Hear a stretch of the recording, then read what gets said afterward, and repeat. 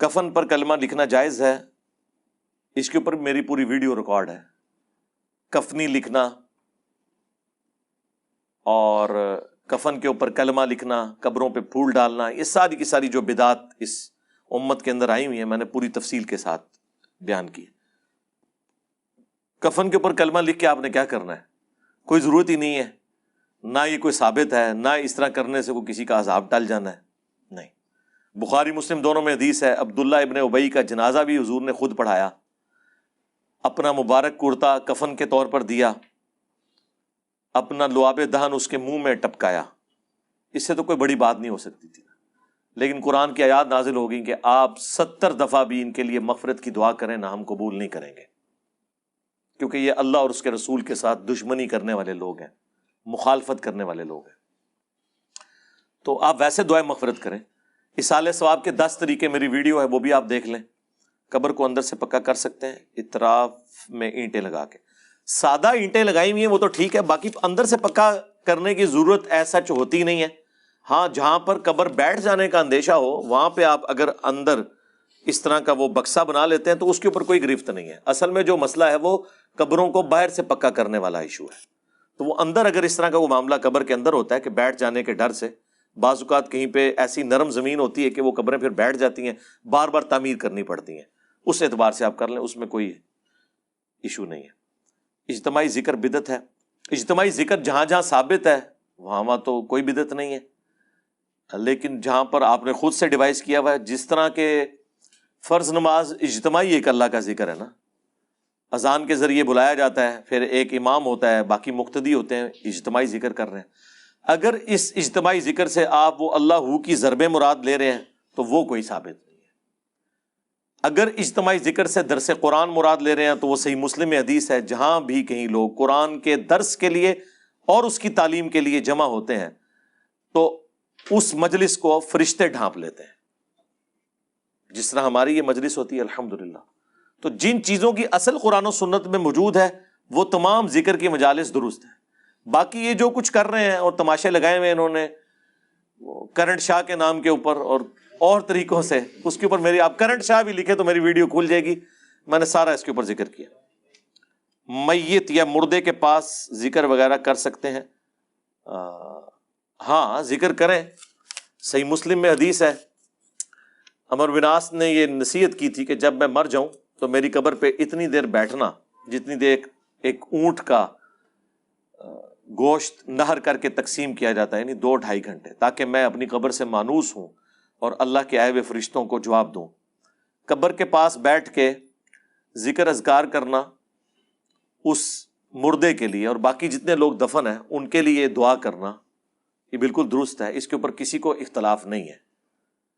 اصل ایشو یہ ہے کہ آپ جب قبر کے اوپر خیمہ لگاتے ہیں، قرآن خوانیاں شروع کروا دیتے ہیں آن پیمنٹ، اور پھر آپ یہ عقیدہ رکھتے ہیں کہ 40 دن تک 3 شفٹوں میں 8-8 گھنٹے کی مسلسل جاری رکھیں، تو پھر فرشتے حساب کتاب ہی نہیں کریں گے، کیونکہ وہ روزانہ انتظار کریں گے کہ بندے ہٹیں تو ہم سوال کریں. یار بندوں کے ساتھ ان کا کیا لینا دینا؟ وہ کہتے ہیں نہیں جی، حدیث ہے بخاری مسلم میں کہ جب دفنا کے لوگ جاتے ہیں نا اور مردہ جانے والوں کے قدموں کی آہٹ سنتا ہے تو فرشتے داخل ہوتے ہیں.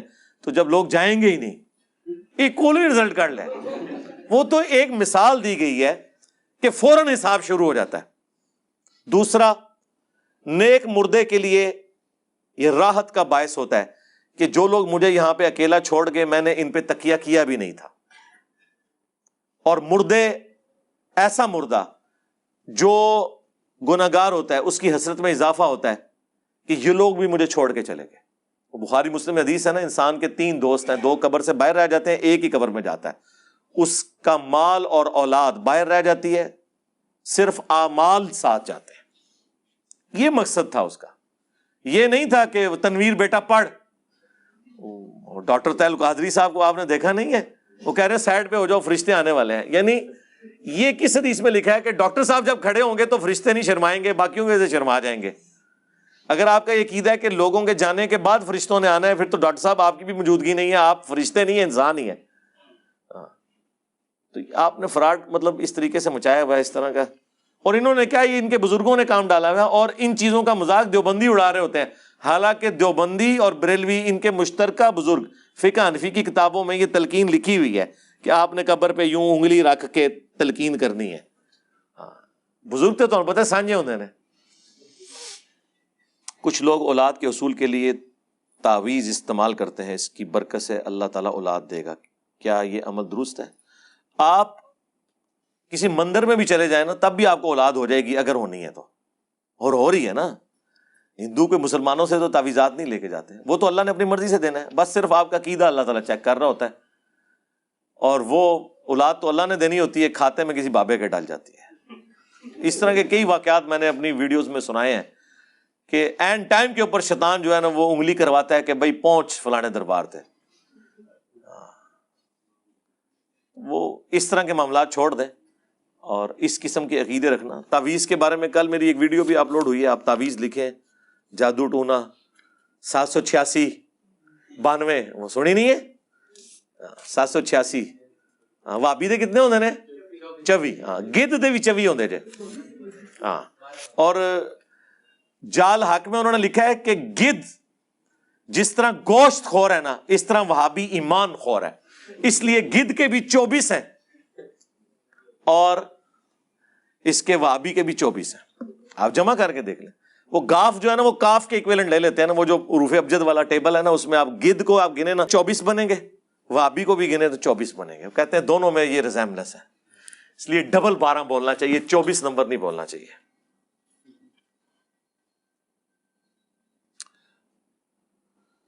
Is any difference between men's and women's نماز؟ میں نے اس کے اوپر کئی دفعہ بول چکا ہوں. دیکھیں مین سٹرکچر تو نماز کی ایک جیسی ہے، باقی یہ جو اختلاف ہیں وہ ساری کمزور روایتیں ہیں، ایسی کوئی مضبوط روایت نہیں ہے کہ جس کی بنیاد کے اوپر یہ ڈفرنس کلیم کیا جائے. یہ بہت بڑی بات تھی. بخاری سے لے کر ابن ماجہ تک مین سٹریم کی 6 کتابوں میں آپ کو کوئی الگ سے چیپٹر نہیں ملے گا کہ مرد و عورت کی نماز کا فرق ہے. وہ جتنی روایتیں ہیں نا وہ مصنف ابن ابی شیبہ سے، سنن کبریٰ البیہقی سے اٹھاتے ہیں، لیکن اگر آپ ان کی اسنادی حیثیت دیکھیں تو وہ خود مانتے ہیں کمزور ہے، لیکن کہتے ہیں تلقی بالقبول حاصل ہے. تو لیکن ان حدیثوں کا کیا کریں گے جو بخاری مسلم میں ہے کہ کتے کی طرح آپ نے بازو نہیں بچھانے. اس میں تو یہ عورتوں کے بازو بھی بچھوا رہے ہوتے ہیں. عورتوں کے لیے اس کی ایکسیپشن کے لیے پھر کوئی صحیح سند کے ساتھ کچھ چیزیں لانی چاہیے. بہرحال ہمارے نزدیک تو ترجیح یہی ہے کہ مرد و عورت کے نماز کے طریقے میں کوئی فرق نہیں ہے. which share of صحیح مسلم اینڈ صحیح بخاری آر گڈ یو ریکمینڈ؟ میں تو ریکمینڈ نہیں کروں گا، پھر وہ ایک فرقہ وارانہ چیز شروع ہو جاتی ہے. میرے خیال میں آپ شرح پڑھنے کی بجائے نا پہلے صرف اس کا ترجمہ پڑھ لیں. جس طرح قرآن کا بھی میں کہتا ہوں پہلے تفسیر نہ پڑھیں، صرف ترجمہ پڑھیں، تاکہ آپ کو اوورآل ایک سٹرکچر تو کلیئر ہو قرآن و سنت کی. جو چیزیں نہیں سمجھ آ رہی انہیں نوٹ کرتے جائیں، بعد میں دیکھ لیں گے. شرح بریلویوں نے بھی لکھی ہے، اہل حدیث نے بھی لکھی ہے، دیوبند نے بھی لکھی ہے. آپ جس کی بھی پڑھ لیں، بس شرح پڑھتے ہوئے یہ خیال رکھیں کہ یہ شرح ہی ہے، شرح نہیں ہوئی بھی، شر نہیں ڈالا ہوا. ہمیں کئی لوگ فون کر رہے ہوتے ہیں جی وہ صحیح مسلم میں لکھا ہوا ہے جی رفع الاذین جو ہے منسوخ ہو چکا ہے. وہ مسلم شریف میں تو لکھا ہوتا ہے لیکن حاشیے میں لکھا ہوتا ہے، وہ امام مسلم نے نہیں لکھا ہوتا. امام مسلم نے جتنا لکھا ہے وہ بڑی ایمانداری سے لکھا ہے. گھوڑوں کی دموں والی وہ 4 حدیثیں جابر بن سمرہ والی ایک چیپٹر میں ہیں وہ، اور اس کے اوپر امام نووی نے باب باندھ دیا ہوا ہے، آج کے کسی امام نے نہیں، کہ سلام پھیرتے وقت ہاتھ اٹھانے کی ممانعت. لیکن یہ اس میں سے ایک عدم ذکر والی اٹھاتے ہیں کہ جی سرکش گھوڑوں کی طرح میں تمہیں ہاتھ اٹھاتے ہوئے دیکھتا ہوں. بھئی کس موقع پہ ہاتھ اٹھاتے ہیں؟ وہ تو پھر پہلا بھی ہاتھ اٹھانا سرکش گھوڑے ہی ہو گئے. بعد والی بھی حدیث پڑھو، اس چیپٹر میں 4 حدیثیں ہیں، چاروں ایک ہی صحابی سے ہیں. اس میں وہ کلیئر کر رہے ہیں کہ ہم سلام پھیرتے وقت دائیں بائیں ساتھی کو یوں مصافحہ کرتے تھے. تو نبی علیہ السلام نے فرمایا اپنے ہاتھ زانوں پہ رکھو، سرکش گھوڑوں کی مانت جس طرح وہ دمیں ہلاتے ہیں یوں اپنے ہاتھ نہ لاؤ. اور دم ایسے ہی ہلتی ہے، ایسے نہیں ہلتی، کہانی پڑھی جاتی ہے. فوت شدگان کا خواب میں آنا، اگر آپ اچھی حالت میں دیکھ رہے ہیں اللہ کا شکر ادا کریں، اگر بری حالت میں دیکھ رہے ہیں تو ان کی طرف سے صدقہ اور خیرات کرتے ہیں. باقی اکثر لوگ جن کو مردے نظر آنا شروع ہو جائے نا وہ رونا شروع کر دیتے ہیں کہ منو لین آئے سن. میں اپنے رشتہ داروں میں ایسے لوگوں کو جانتا ہوں جن کو 40 سال پہلے ایسے خواب آئے تھے کہ ان کو مردے لینے آئے ہیں, لیکن ابھی تک نہیں لے کے گئے الحمدللہ.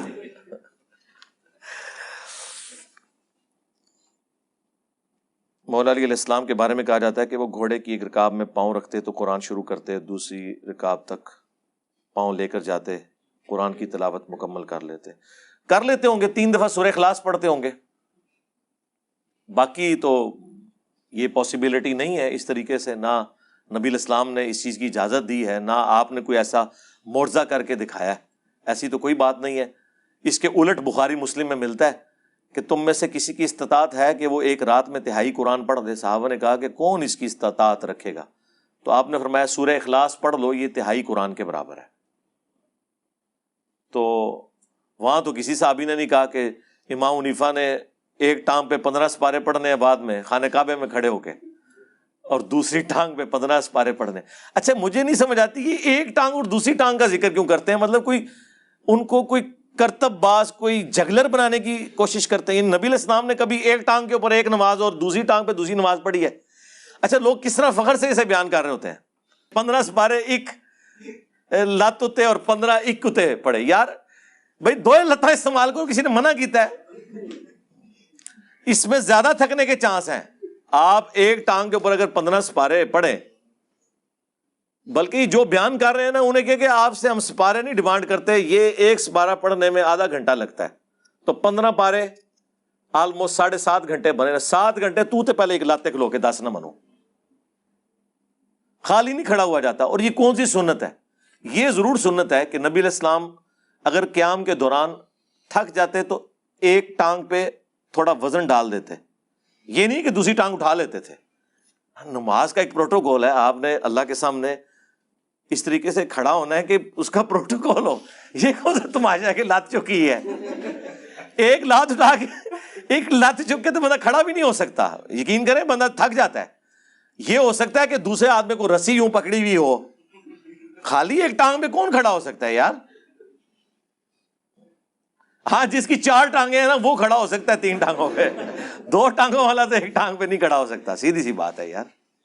بخاری مسلم دونوں میں حدیث ہے, نبی علیہ السلام ایک دفعہ گھر میں داخل ہوئے تو آپ نے ایک رسی لٹکی ہوئی دیکھی. آپ نے فرمایا یہ رسی کس نے لٹکائی ہوئی ہے؟ تو بتایا گیا آپ کی بیٹی جو زینب ہے نا وہ عبادت کرتی ہیں اور اپنا جوڑا جو ہے نا اس سے باندھ لیتی ہیں نماز پڑھنے کے دوران, تاکہ جب نیند آئے اور جھٹکا لگے اور آنکھ کھل جائے. آپ نے فرمایا کھولو رسی. یہ کون سا طریقہ ہے؟ نماز اس وقت تک پڑھو جب تک کہ تمہاری طبیعت تمہارا ساتھ دے, نفلی نماز, اس کے بعد آرام کرو. اللہ کے نبی علیہ السلام نے تو وہ رسیاں بھی کھلوا دی ہیں, اپنی بیٹی کی رسی, یہ بخاری مسلم دونوں میں ہے, جو انہوں نے اپنا جوڑا باندھنے کے لیے لٹکائی ہوئی تھی کہ مجھے جھٹکا لگے تو میں پھر دوبارہ نماز شروع کر دوں. اس طرح کی زبردستی کی نمازیں تو اللہ کے نبی نے پسند نہیں کی ہیں. جو رسیاں کھلواتے ہیں, یہ ٹانگ, ایک ٹانگ والے جو یہ مرغے اور مرغابیاں جب کھڑے ہوئے نمازیں پڑھ رہے ہوں گے, ان کے ساتھ وہ کیا کریں گے؟ کیا دین بنایا ہوا انہوں نے. تو وہ تہائی قرآن کے برابر ہے سورہ اخلاص. تو اس میں یہ آج بھی ممکن ہے کہ آپ ایک رکاب میں پاؤں رکھیں اور دوسرے میں رکھنے سے پہلے پورے قرآن کا ثواب حاصل کر لیں 3 دفعہ سورہ اخلاص پڑھ کے, تو انشاءاللہ مل جائے گا. ہاتھ کی کن انگلیوں میں انگوٹھی پہن سکتے ہیں؟ نبی علیہ السلام سے زیادہ تر احادیث جو ملتی ہیں وہ دائیں ہاتھ میں انگوٹھی پہننے والی ہے. انگوٹھی والا پورا چیپٹر آپ کو مشکات کے اندر مل جائے گا. یہ جو چھوٹی انگلی کی ساتھ والی انگلی ہے, اس کے بعد یہ درمیان والی جو انگلی ہے, سب میں پہننا ثابت ہے. اور ایک روایت ایسی بھی ہے جس میں آپ علیہ السلام نے الٹے ہاتھ میں بھی انگوٹھی پہنی ہے, جس کی وجہ سے میں سمجھتا ہوں کہ جو لوگ اس معاملے میں بہت سخت ہے نا کہ جی ہمیں گھڑی صرف دائیں ہاتھ میں باندھنی چاہیے, وہ اجتہاد کرتے ہیں انگوٹھی سے, تو انہیں بتائیں کہ بائیں ہاتھ میں انگوٹھی پہننے والی حدیثیں بھی موجود ہیں. لہٰذا اگر کوئی بائیں ہاتھ میں گھڑی باندھ دیتا ہے تو کوئی مسئلہ نہیں, وہ بھی سنت ہی ہوگا. علی بھائی اگر نابالغ بچہ اور شہید بخشش کا ذریعہ بن سکتا ہے تو نیک بزرگ کیوں نہیں؟ بالکل بنتے ہیں, کس نے انکار کیا ہے؟ بخاری مسلم دونوں میں حدیث ہے کہ جب ایک دفعہ رسول اللہ کے مبارک ہاتھوں پہ صلی اللہ علیہ وآلہ وسلم شفاعت کا دروازہ کھلے گا تو پھر باقی انبیاء، فرشتے اور نیک لوگ بھی شفاعت کریں گے. میں نے عقیدہ شفاعت کے اوپر پورا لیکچر دیا ہے، میں نے ذکر کیا ہے کہ نیک لوگ بھی کریں گے شفاعت. ہمیں اختلاف ہے آپ کے بابوں سے جن سے ہم نماز سنیں وہ نہیں آئے گی. ترجمہ تو خیر سننا ہی نہیں، وہ تو بہت زیادہ بےعزتی کرنے والی بات ہے. ترجمہ اسی بسم اللہ دا نہیں سننا، ہاں ترجمہ سننا اسی تشہدہ التحیات للہ والصلوات والطیبات. این نے جے ٹوٹے دا اے جتنے پیر مرید کر رہے نظر آئے ترجمہ سنان، 99.9% لوگوں کو اس کا ترجمہ نہیں آتا ہوگا. تو اللہ سے ڈریں. کس قسم کی چیزوں کو آپ کمپیئر کر رہے ہیں؟ تو یہ سارے شفاعت کریں گے بشرطے کہ وہ خود اس قابل ہوئے. اگر ہمارے سامنے کوئی گستاخی کرتا ہے اور ہم اسے پولیس کے حوالے کر دیں لیکن عدالت اسے بے گناہ قرار دے دے تو ہمیں کیا کرنا چاہیے؟ آپ صبر کریں، آپ ذرا یہ چھوڑ دینا اس چیز کو. اگر آپ کو اتنا جوش چڑھا ہوا ہے، جن بزرگوں کی ہم نے گستاخیاں بتا دی ہیں اور جن کتابوں کی ہم نے گستاخیاں ہائی لائٹ کی ہیں وہ تو آج تک چھپ رہی ہیں، ان کے پرنٹنگ پریس پہ تو آپ کوئی نہیں پہنچے، وہ تو آپ کے بزرگوں کی سرکردگی میں چھپ رہی ہیں. چھوڑ دیں، آپ کا کام بس اتنا ہی ہے. اور عین ممکن ہے جس چیز کو آپ گستاخی سمجھ رہے ہیں وہ آپ کے نزدیک گستاخی ہے، دوسروں کے نزدیک ہے ہی نہیں ہے. اور اس سے بھی بڑھ کے جو میں نے بار بار کہا 295C میں یہ شک ایڈ ہونی چاہیے کہ جو شخص توبہ کر لے اس معاملے کو وہیں پہ ختم کر دیا جائے، ورنہ تو اس کا کوئی اینڈ نہیں ہوگا. الفاظ کے چناؤ کے اوپر آپ کو پتہ ہے یہاں پہ گستاخی کے فتوے لگتے ہیں. اردو کی وکیبلری بعض لوگوں کی کمزور ہوتی ہے. ہمارے جو ایکس پرائم منسٹر صاحب عمران خان صاحب، ان کی کئی ایک تقریروں میں ظاہر ہے ان کو اردو کے جو مشکل الفاظ ہیں وہ بولنے نہیں آتے، اور وہ کوشش بھی نہیں کرتے کہ میں اگلی دفعہ اس کو سیکھ بھی لوں. اس کی وجہ سے ان سے مس ہینڈلنگ ہوتی ہے اور وہ مولوی تیار بیٹھے ہیں گستاخی کے فتوے لگانے کے لیے، اور وہ چڑھ دوڑتے ہیں. تو اس لیے ذرا آپ دیکھ لیا کریں، آپ کا کام بس اتنا ہی ہے. یہ جوڈیشری کا کام ہے، یہ پولیس کا کام بھی نہیں کسی کی گستاخی کا فیصلہ کرے، یہ عدالتوں کا کام ہے. کیا خبر واحد دلیل ہے؟ اگر نہیں تو بعض حضرات مثلا جاوید احمد غامدی صاحب، یار یہ میں اس حوالے سے موقف بیان کر چکا ہوں. یہ جو وہ کراچی والے بھائی کا سوال لکھا ہے اس کے اوپر میں بول چکا ہوں. میرے بھائی غامدی صاحب سے متعلق 20 سوالات، میرا ایک پورا سیشن مجلس نمبر 96 ریکارڈ ہوئی تھی، اس میں میں نے تفصیلی بتایا. خبر واحد کو نبی الاسلام نے ایکسیپٹ کیا ہے. کئی معاملات میں تو ہوتی خبر واحد ہے، اس کو ایکسیپٹ کر لیا جاتا ہے. نبی الاسلام نے ایک صحابی کے کہنے کے اوپر بھی سنن ابی داؤد میں حدیث ہے چاند کا فیصلہ کر دیا. ایک عورت کے کہنے کے اوپر رضاعت کا رشتہ اسٹیبلش کر دیا. امام بخاری نے باقاعدہ چیپٹر باندھا ہے اس چیز کی دلیل میں کہ خبر واحد بھی حجت ہے. ہاں اگر وہ خبر واحد کسی اجماعی مسلمانوں کے مسئلے کے جو تواتر سے آ رہا ہے اس کے بالکل اپوزٹ ہے تو ظاہر ہے پھر اسے منسوخ تصور کیا جائے گا یا راویوں کا وہم تصور کیا جائے گا. یہ الگ سے ایک ٹاپک ہے. نزاع کی حالت میں شیطان کس طرح مسلمانوں کو گمراہ کرتا ہے، اور جتنے مسلمان فوت ہو چکے کیا ان میں سے بے ایمان بھی جا چکے ہوں گے؟ واللہ عالم، میں بھی پاسبلٹی تو ہے اس چیز کی، لیکن آپ کلمے کا احترام کریں مہربانی کر کے. جو مر گیا اسے مسلمان ہی سمجھے. آپ کے سامنے تو اس نے کوئی ایسے کلمات کفر نہیں بکے ہیں. اصل چیز یہ ہے کہ اللہ کی طرف رجوع لائیں اور اپنے ایمان کی سلامتی کے لیے دعا کرتے رہے. اللہم من احییتہ منا فاحیہ علی الاسلام ومن توفیتہ منا فتوفہ علی الایمان. بخاری مسلم دونوں میں حدیث ہے کہ رات کو سونے سے پہلے سورۃ البقرہ کی آخری 2 آیات اگر پڑھ لی جائیں تو ہر چیز سے کفایت کر جائیں گی، اور جو کچھ اس میں مانگا گیا اللہ سے وہ مل جائے گا. تو وہ ساری کی ساری ایمانیات ہی ہیں. آپ کا ایک تجدید ایمان ہے. آمن الرسول بما انزل الیہ من ربہ والمؤمنون کل آمن باللہ وملائکتہ وکتبہ ورسلہ لا نفرق بین احد من رسلہ. تو یہ کر کے سوئیں انشاءاللہ ستے خیر ہے. اکثر علماء سے سنا ہے کہ اگر مرتے وقت کسی مسلمان کا ایمان سلب ہو جائے تو ہمیشہ کے لیے جہنم میں جائے گا. جی ایسا ہی ہے، لیکن آپ اچھا گمان رکھیں، اچھے اعمال کریں، کوئی زیادہ ڈرنے کی ضرورت نہیں ہے. اگر اچھے اعمال کر رہے ہیں دنیا میں یہ ضرور ہوتا ہے کہ آپ کی محنت کے اگینسٹ بھی آپ کے معاملات 0 سے ملٹیپلائی ہو جاتے ہیں. آخرت میں ایسا نہیں ہوگا. ہاں یہ ذہن میں رکھیے گا. اسی لیے جو اللہ تعالیٰ بار بار کہتا ہے نا کہ اللہ تعالیٰ اپنے وعدے کی خلاف ورزی نہیں کرے گا, یہ آپ کو یقین دلایا جاتا ہے کہ دنیا میں تو ایسا ہو جاتا ہے کہ کوئی شخص محنت کرے اور رزلٹ بالکل اپوزٹ نکل آئے, وہ اللہ کی تقدیر غالب ہو. لیکن آخرت میں ایسا نہیں ہے کہ دنیا میں جس نے پوری ایمانداری کے ساتھ اللہ اور اس کے پیغمبروں کی اطاعت اختیار کی تو آخرت میں اسے پتہ چلے کہ جی میرا تو سب کچھ ہی زیرو ہو گیا. نہیں, وہ زیرو صرف اسی صورت میں ہوگا جب اس نے کوئی ایسے اعمال کیے ہیں, شرک کیا ہوا ہے یا ریاکاری کے لیے کیا ہے.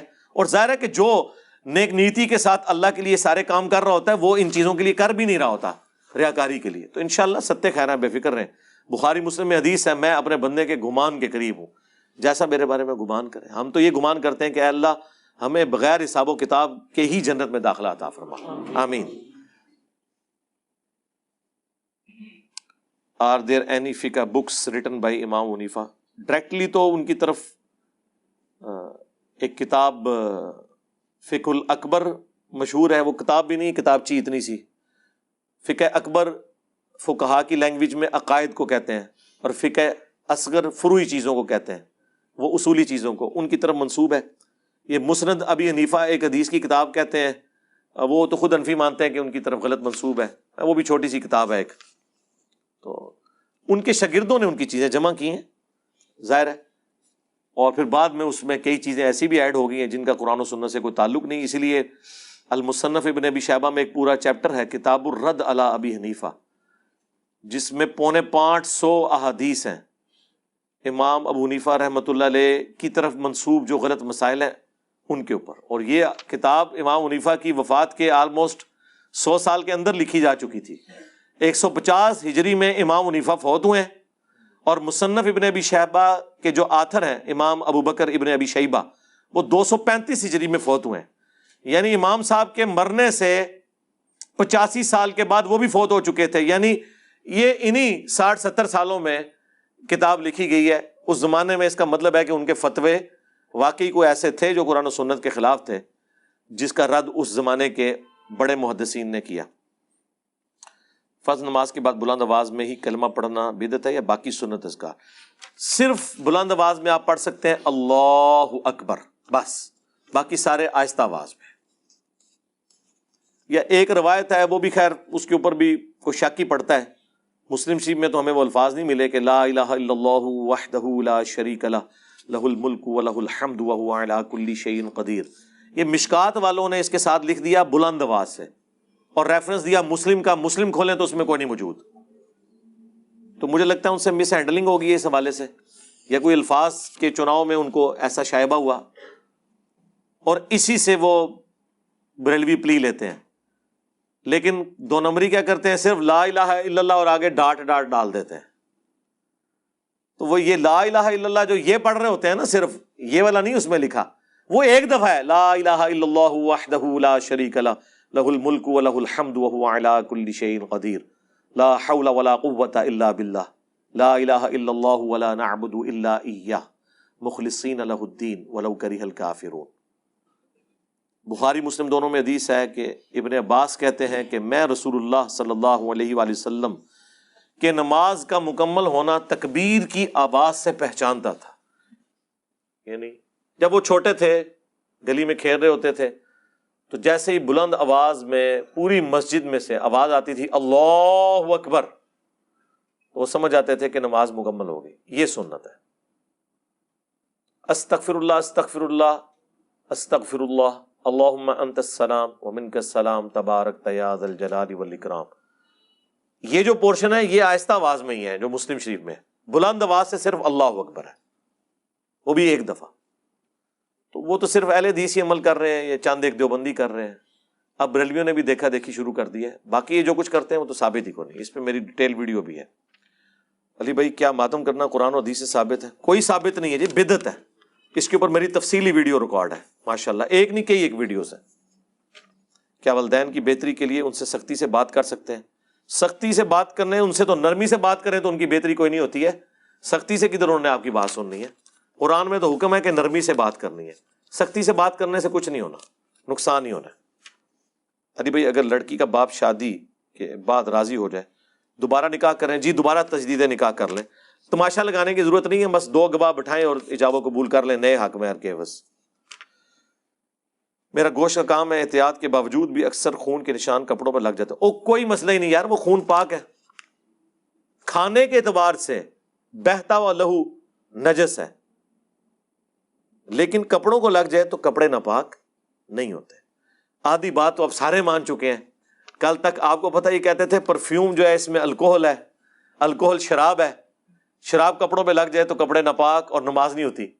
ان سارے مولوی چھس لا کے آندے نا۔ ہاں، اب انہوں نے کہا کہ نہیں، وہ تو امام حنیفہ کا فتویٰ ہے کہ الکوہل یا شراب پینا حرام ہے، شراب کپڑوں کو لگ جائے تو خود شراب اس اعتبار سے نجس نہیں ہے۔ ہم نے کہا واہ کیا بات ہے، تو یہ پہلے نہیں تھا پتا؟ امام حنیفہ نے آپ کسی کو کوئی واٹس ایپ بھیجا ہے؟ ہم تو پہلے سے ہی کہہ رہے ہیں کہ خون ہو یا شراب ہو، اس کا پینا حرام ہے، یہ کپڑوں کو لگ جائے کپڑے ناپاک نہیں ہوتے۔ صحابہ کی زندگیاں تو جنگوں سے عبارت تھی، وہ یہ رسک لے سکتے تھے کہ وہ ہر وقت اپنے کپڑے ہی بدلتے رہتے۔ اس زمانے میں تو میڈیکل سائنس نے اتنی ترقی نہیں کی ہوئی تھی، خون اتنی آسانی سے رکتا بھی نہیں تھا، کئی صحابہ کی ڈیتھ ہو جاتی تھی۔ آج کے دور میں وہ زخم ہو تو کتنے لوگوں کی جان بچائی جا سکتی ہے، جو اس زمانے میں لوگوں کا خون رکتا نہیں تھا، لوگوں کی ڈیتھ ہو جاتی تھی۔ سب سے بڑی بات، خون کسی کا اگر جنگ میں ضائع ہوا ہے تو آپ اسے خون لگا نہیں سکتے تھے۔ یہ تو بمشکل 100-150 سال کی گیم ہے کہ ہمیں پتہ چلا ہے کہ خون ایک انسان کا دوسرے کو لگ سکتا ہے، لیکن وہ بھی بلڈ گروپس کے ساتھ۔ اگر گروپ ڈیفرنٹ ہو تو خون لگاتے ہی اس بندے کی ڈیتھ ہو جائے گی، وہ کلاٹس بن جائیں گے۔ یہ تو اللہ تعالیٰ جزائے خیر دے بغداشی والے بزرگوں کو، انہوں نے یہ گروپ خون کے جو ہیں وہ دریافت کیے ہیں۔ پھر اجمیشی والوں نے وہ سرنج تیار کی، ہاں، اور وہ مشین جو ہے وہ ایک دوسرے کسی تیسرے شریف صاحب نے تیار کی، جس سے پتا چلا کہ بلڈ گروپ ہم چیک کر سکتے ہیں، ورنہ تو یہ لوگ آج بھی مرتے خون ضائع ہونے کی وجہ سے۔ میں معذور ہوں اور میرے بچے بھی معذور ہیں۔ لوگ کہتے ہیں کہ پتہ نہیں کیا لکھا ہوا ہے آگے، چاند گرین ہے کی وجہ، اور نہیں کچھ بھی نہیں ہوا، اللہ دے وہ بندے ہو، ایدی وجہ نال کچھ نہیں ہوا۔ یہ چیزیں آزمائش کے ساتھ تعلق رکھتی ہیں، ہر بندے کی اللہ نے آزمائش ڈفرینٹ کی۔ آپ معذور ہی ہیں نا، آپ کے بچے معذور ہیں۔ یہاں پہ کروڑ پتی لوگ ہیں جن کے بچے جو ہے نا تھیلیسیمیا کے مریض ہیں، ہر مہینے انہیں خون کی بوٹلز لگتی ہیں، نہ لگے تو مر جائیں، پوری زندگی کے لیے ان کے ساتھ ایک روگ لگا ہوا ہے۔ چھوڑ دیں، بڑی بڑی آزمائشیں ہیں لوگوں پہ، اللہ کا شکر ادا کریں۔ یہ کو 5-6 ایک ہی بندے نے سوال لکھے، میں پیچھے نیچے کر رہا ہوں، باری یہی تو پڑھوں گا۔ سید قطب کے بارے میں آپ کا موقف کیا ہے؟ یار موقف اس طرح نہ لیا کریں مجھ سے، ان کے کہتے ہیں ایک فالوور ہیں جو یوتھ کو یہ کہہ رہے ہیں، ٹھیک ہے یوتھ کو بھڑکائیں جی، خوب نکلنا اس میں سے کچھ نہیں ہے۔ آپ اس یوتھ کو بھڑکا رہے ہیں جنہیں نہ قرآن آتا ہے، نہ حدیث آتی ہے، نہ نماز کا طریقہ آتا ہے، نہ توحید آتی ہے۔ میں ان لوگوں کے بارے میں جو بیٹھ کے خلافت کے اوپر اس طریقے سے بات کر رہے ہیں، خلافت کو ہم بھی پروموٹ کر رہے ہیں الحمدللہ، لیکن پہلے مسلمانوں کو آپ ڈیٹم لیول کے اوپر تو لے کے آئیں۔ 5ویں کلاس کے بچے کو آپ PhD کلاسز پڑھا رہے ہیں، یہ تو ظلم کر رہے ہیں آپ۔ جب تک یہ قوم نماز ہی نہیں پڑھتی، اس کے عقیدی توحید کے مطابق نہیں، کون سی خلافت نامزد ہوگی اس کے اوپر؟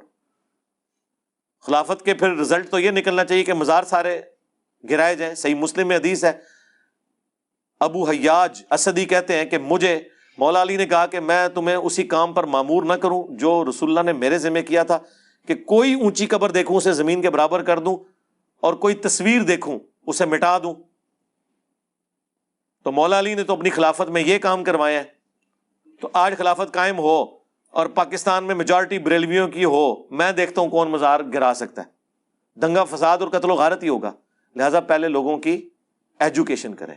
یہ وی لاگس کے ذریعے لوگوں کو ورگلانا، اس کا کوئی رزلٹ نہیں نکلنا۔ یہ بس اے سی والے کمرے میں بیٹھ کے اس طرح کی باتیں کر لینا بہت آسان ہے۔ پریکٹیکلی کام کریں جس طرح ہم نے کیا ہے، کہ آپ ایسی جنریشن تیار کریں جو اس انقلاب کو پھر آگے لیڈ کریں، نہ کہ صرف انقلابی باتیں کر کے اور اصلاح کوئی بھی نہیں ہے۔ چھوٹی بچیوں کی تربیت کے لیے کوئی ایسی کتاب جس میں امہات المومنین کی زندگی کے پہلو بیان ہو؟ جی اس کے لیے آپ دارالسلام پبلیکیشن میں چلے جائیں، ہر لیول کی آپ کو بک مل جائے گی بچوں کے اعتبار سے، نوجوانوں کے اعتبار سے، بچیوں کے اعتبار سے، کئی کتابیں. Is it necessary to move شہادت فنگر ان تشہد؟ نیسیسری تو نہیں ہے لیکن سنت ہے. اگر کوئی انگلی نہ بھی اٹھائے اس کی نماز درست ہے. علماء اور بزرگوں کا سالانہ عرس منانا جائز ہے؟ اس کی تو کوئی حیثیت نہیں میرے بھائی. مرے ہوئے لوگوں کے لیے آپ نے دعا کرنی ہے، ربنا اغفر لنا ولاخواننا الذین سبقونا بالایمان. یہ ہمیں حکم آیا ہے. اصالہ ثواب کے 10 طریقے آپ دیکھ لیں. عرس وغیرہ کوئی نہیں. کیا شرک فی الدعا بھی شرک فی الذات کی طرح کبھی معاف نہیں ہوگا؟ جی بالکل ایسا ہی ہے. شرک فی الذات اور شرک فی الدعا ایک ہی چیز ہے، کیونکہ اللہ نے اس کو اکٹھا ذکر کیا ہے، ایاک نعبد و ایاک نستعین. اب یہ ہے کہ کسی کو گیون سرکمسٹانسز میں کوئی بات سمجھ نہیں آئی، ہم صرف کلمہ گو مشرکین کے بارے میں نہیں، میرا تو نظریہ کافر مشرکوں کے بارے میں بھی یہ ہے. اگر ان کو گیون سرکمسٹانسز میں کوئی بات صحیح سمجھ نہیں آئی اور ان کا اجمالاً عقیدہ توحید ٹھیک تھا جزیات میں شرک کے باوجود، تو اللہ تعالیٰ ان کے ساتھ کوئی درگزر کا معاملہ کر سکتا ہے. لیکن دنیا میں ہم پیٹ مسئلہ یہی بتائیں گے کہ شرک معاف نہیں ہوگا، وہ اللہ اور بندے کا معاملہ ہے. اگر کسی شخص کی جنت اور جہنم کا فیصلہ پہلے ہی ہو چکا ہے تو پھر نیک کام کرنے اور برے کام سے بچنے کا کیا فائدہ؟ فائدہ یہ ہے کہ جو نیک اعمال کر رہے ہوں گے وہ جنت کے لیے پیدا ہوئے ہوں گے، جو برے اعمال کر رہے ہوں گے وہ جہنم کے لیے پیدا ہوں گے. لہٰذا اگر آپ نے جنت میں جانا ہے تو اچھے بچوں کی طرح کام شروع کر دیں اچھے، اور اگر آپ نے جہنم میں جانا ہے تو برے کام شروع کر دیں. یہ کوئی نہیں ہے کہ دنیا میں کوئی کام برے کر رہا ہے اور وہ جنت کا فیصلہ اس کے لیے ہو جائے گا. اس طرح نہیں ہے. یہ سوال مولا علی نے بھی حضور سے کیا تھا، بخاری مسلم میں آتا ہے. تو نبی الاسلام نے بھی یہی جواب دیا تھا کہ نیک اعمال کرو، جو جنتی ہوگا اس کے لیے جنت کے اعمال آسان ہوتے جائیں گے، اور جو جہنمی ہوگا اس کے لیے برے اعمال آسان ہوتے جائیں گے. تو آپ نیک اعمال شروع کر دیں. اگر نیک اعمال کرنے پہ آپ کو استقامت مل رہی ہے تو آپ انشاءاللہ جنت کے لیے پیدا ہوئے ہیں، اور اگر آپ نیک اعمال نہیں کرنا چاہ رہے ہیں تو بیٹھ کے روئیں، پھر جہنم ہی جانا ہے انشاءاللہ. تیاری کریں جہنم کی. یہ کیا تقدیر کی چیزوں جو ہے نا وہ اللہ کا علم ہے میرے بھائی.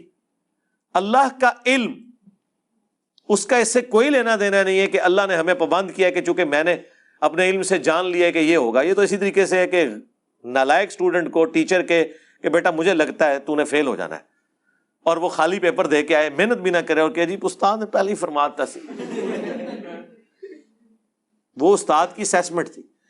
اگر تو آپ کو یہ پتہ چل چکا ہے وہی کے ذریعے کہ آپ جہنمی ہیں تو ٹھیک ہے، چھوڑ دیں نمازیں، کوئی مسئلہ نہیں. تو کسی کو نہیں پتا تو وہ کام کریں جو نبی اسلام نے پھر قرآن کی آیات تلاوت کی. فَأَمَّا مَنْ أَعْطَى وَاتَّقَى وَصَدَّقَ بِالْحُسْنَى. جس نے اطاعت کی روش اختیار کی، تقوی اختیار کیا اور ہر اچھی بات کی تصدیق کی، اس کے لیے معاملات آسان ہو جائیں گے. مسئلہ تقدیر پہ میرے 4 لیکچر ہیں، مسئلہ 103 اور 104 ABC، وہ آپ دیکھ لیں. قرآن حکیم میں جو آیات انبیاء کے بارے میں سخت آئی ہیں وہ صرف اللہ اپنے انبیاء، خاص کر نبی علیہ السلام کے بارے میں کہہ سکتے ہیں، عام لوگوں کو اجازت نہیں. تو عام لوگ تو کہتے بھی نہیں ہیں. عام لوگوں کو آپ یہ بھی اجازت نہیں دیں گے کہ وہ اللہ کی بات بھی ریپیٹ کریں، تو پھر آپ کافر ہیں، کیونکہ آپ قرآن کے منکر ہیں. اور جہاں ضرورت پڑتی ہے عام لوگ اس بات میں بھی اپنی بات ایڈ کر کے کرتے ہیں. اس میں میں نے ان کو اتنی بڑے لیول کی پھکی دی ہوئی ہے، قیامت تک بھی ڈکار مارتے رہے نا تو وہ ہضم نہیں ہونی ان کو. وہ صحیح بخاری میں کم از کم 4 مقامات پہ سیدنا ابوبکر کا خطبہ ہے. جب نبی علیہ السلام کی وفات ہوئی، حجرہ عائشہ میں گئے، کفن ہٹایا، رسول اللہ کو ماتھے پر بوسہ دیا اور کہا یا رسول اللہ، اللہ تعالیٰ آپ پر 2 موتیں جمع نہیں کرے گا. حضور کی میت کو خطاب کیا یا رسول اللہ. اسی کے تحت ہم قبر رسول پہ یا رسول اللہ جو صحابہ کرام پڑھتے تھے وہ بالکل حضرت ابوبکر نے تو یہ عمل کر کے بتایا نا. تو باہر نکل کے آپ نے خطبہ دیا، کیونکہ حضرت عمر کہہ رہے تھے جو کہے گا کہ حضور فوت ہو چکے میں اس کی گردن اتار دوں گا. آپ نے کیا خطبہ دیا؟ حمد و صلات کے بعد پہلا جملہ وہ بولا جو نہ قرآن میں تھا نہ حدیث میں تھا، لہذا نہ وہ اللہ کا فرمان تھا نہ نبی کا فرمان تھا. من کان یعبد محمدا فإن محمدا قد مات. جو کوئی بھی تم میں سے محمد کی عبادت کرتا تھا یا آج تک کرتا آ رہا ہے، وہ جان لے کہ محمد مر چکے ہیں، اور جو اللہ کی عبادت کرتا تھا وہ جان لے فَإِنَّ اللَّهَ حَيٌّ لَا يَمُوتُ، بے شک اللہ تعالیٰ زندہ ہے، اسے کبھی موت نہیں آئے گی۔ یہ کون سی آیت حدیث حضرت ابوبکر نے پڑھی ہے؟ جی اللہ کہہ سکتا ہے، تسی نہیں کہہ سکتے، تسی نے تو کہہ دیتا ہے، حضرت ابوبکر نے کہا ہے نا، پیغمبر تو نہیں ہے، اللہ بھی نہیں ہے، امتی ہیں۔ بعد میں پھر آیت پڑھی اِنَّکَ مَيِّتٌ وَإِنَّهُمْ مَيِّتُونَ، سورہ الزمر آیت نمبر 30، اے نبی تمہیں بھی مرنا ہے، تمہارے مخالفین کو بھی مرنا ہے۔ پھر آیت پڑھی آل عمران 144، وَمَا مُحَمَّدٌ إِلَّا رَسُولٌ قَدْ خَلَتْ مِن قَبْلِهِ الرُّسُلُ أَفَإِن مَّاتَ أَوْ قُتِلَ، محمد تو نہیں مگر ایک رسول، اگر یہ قتل ہو جائیں یا مر جائیں، یا پاکستان میں ترجمہ کر دیں شہید ہو جائیں یا وصال شریف فرما جائیں، تو کیا تم دین سے الٹے قدم پھر جاؤ گے؟ یہ غزوہ احد کے موقع پر آیات نازل ہوئی تھی جب حضور کی شہادت کی افواہ پھیل گئی تھی۔ المستدرک للحاکم میں پوری حدیث موجود ہے۔ یہ بخاری میں یہ دو آیات حضرت ابوبکر صدیق نے آیات بعد میں پیش کی، پہلے اپنی بات کی۔ تو اب مجھے فتویٰ چاہیے حضرت ابوبکر کے اوپر 295 CA لگوائیں گے جو انہوں نے رول بنائے ہوئے ہیں، کہ اللہ کہہ سکتا ہے بندے نہیں کہہ سکتے، بندے نہیں کہا جائے۔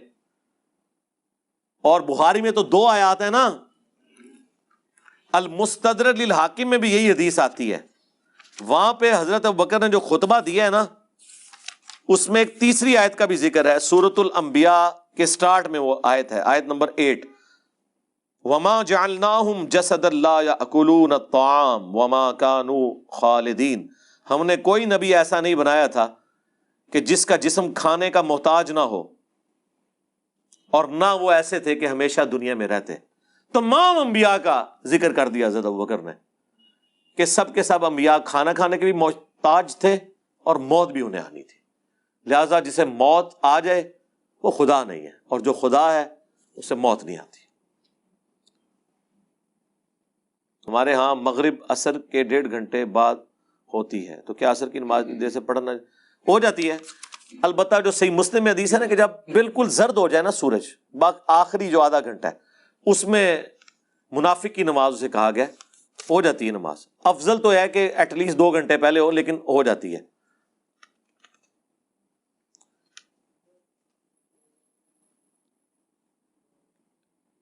کیا عورت کا پتہ نہیں کیا لکھا مجبوراً نوکری کرنا ٹھیک ہے کہ وہ بھائیوں سے مانگ کر کھا رہی ہے یا نہ مانگ سکے؟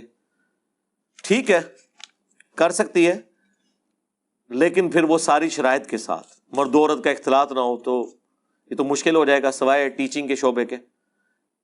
اگر کوئی عورت بیوہ ہو گئی ہے اور اس کے بھائی اس کا خرچہ اٹھا رہے ہیں تو زیادہ غیرت مند بننے کی ضرورت نہیں ہے، یہ اوور غیرت ہی ہے۔ اس طرح کی غیرت اسلام نہیں کہتا کہ آپ یہ کریں کہ عورت گھر سے باہر نکل جائے۔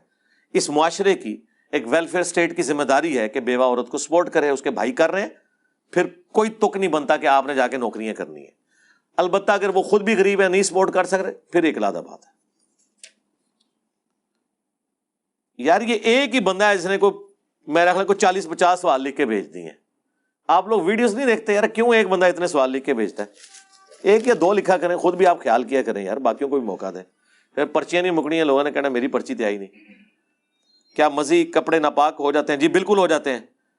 رہ گیا وہ حدیث میں جو آیا نا کہ آپ نے شرمگاہ کو دھونا ہے، تو ظاہر امپلائڈ ہے جب شرمگاہ آپ دھو رہے ہیں اسی وجہ سے کہ وہ ناپاک ہوئی ہے، تو جن کپڑوں پہ لگی ہے وہ بھی ہے۔ اور اگر کسی کو پرماننٹلی کوئی مرض ہے تو وہ انڈر ویئر یوز کرے اور اس کے ساتھ ٹیشو پیپر یوز کرے، صرف ٹیشو چینج کر لیا کرے۔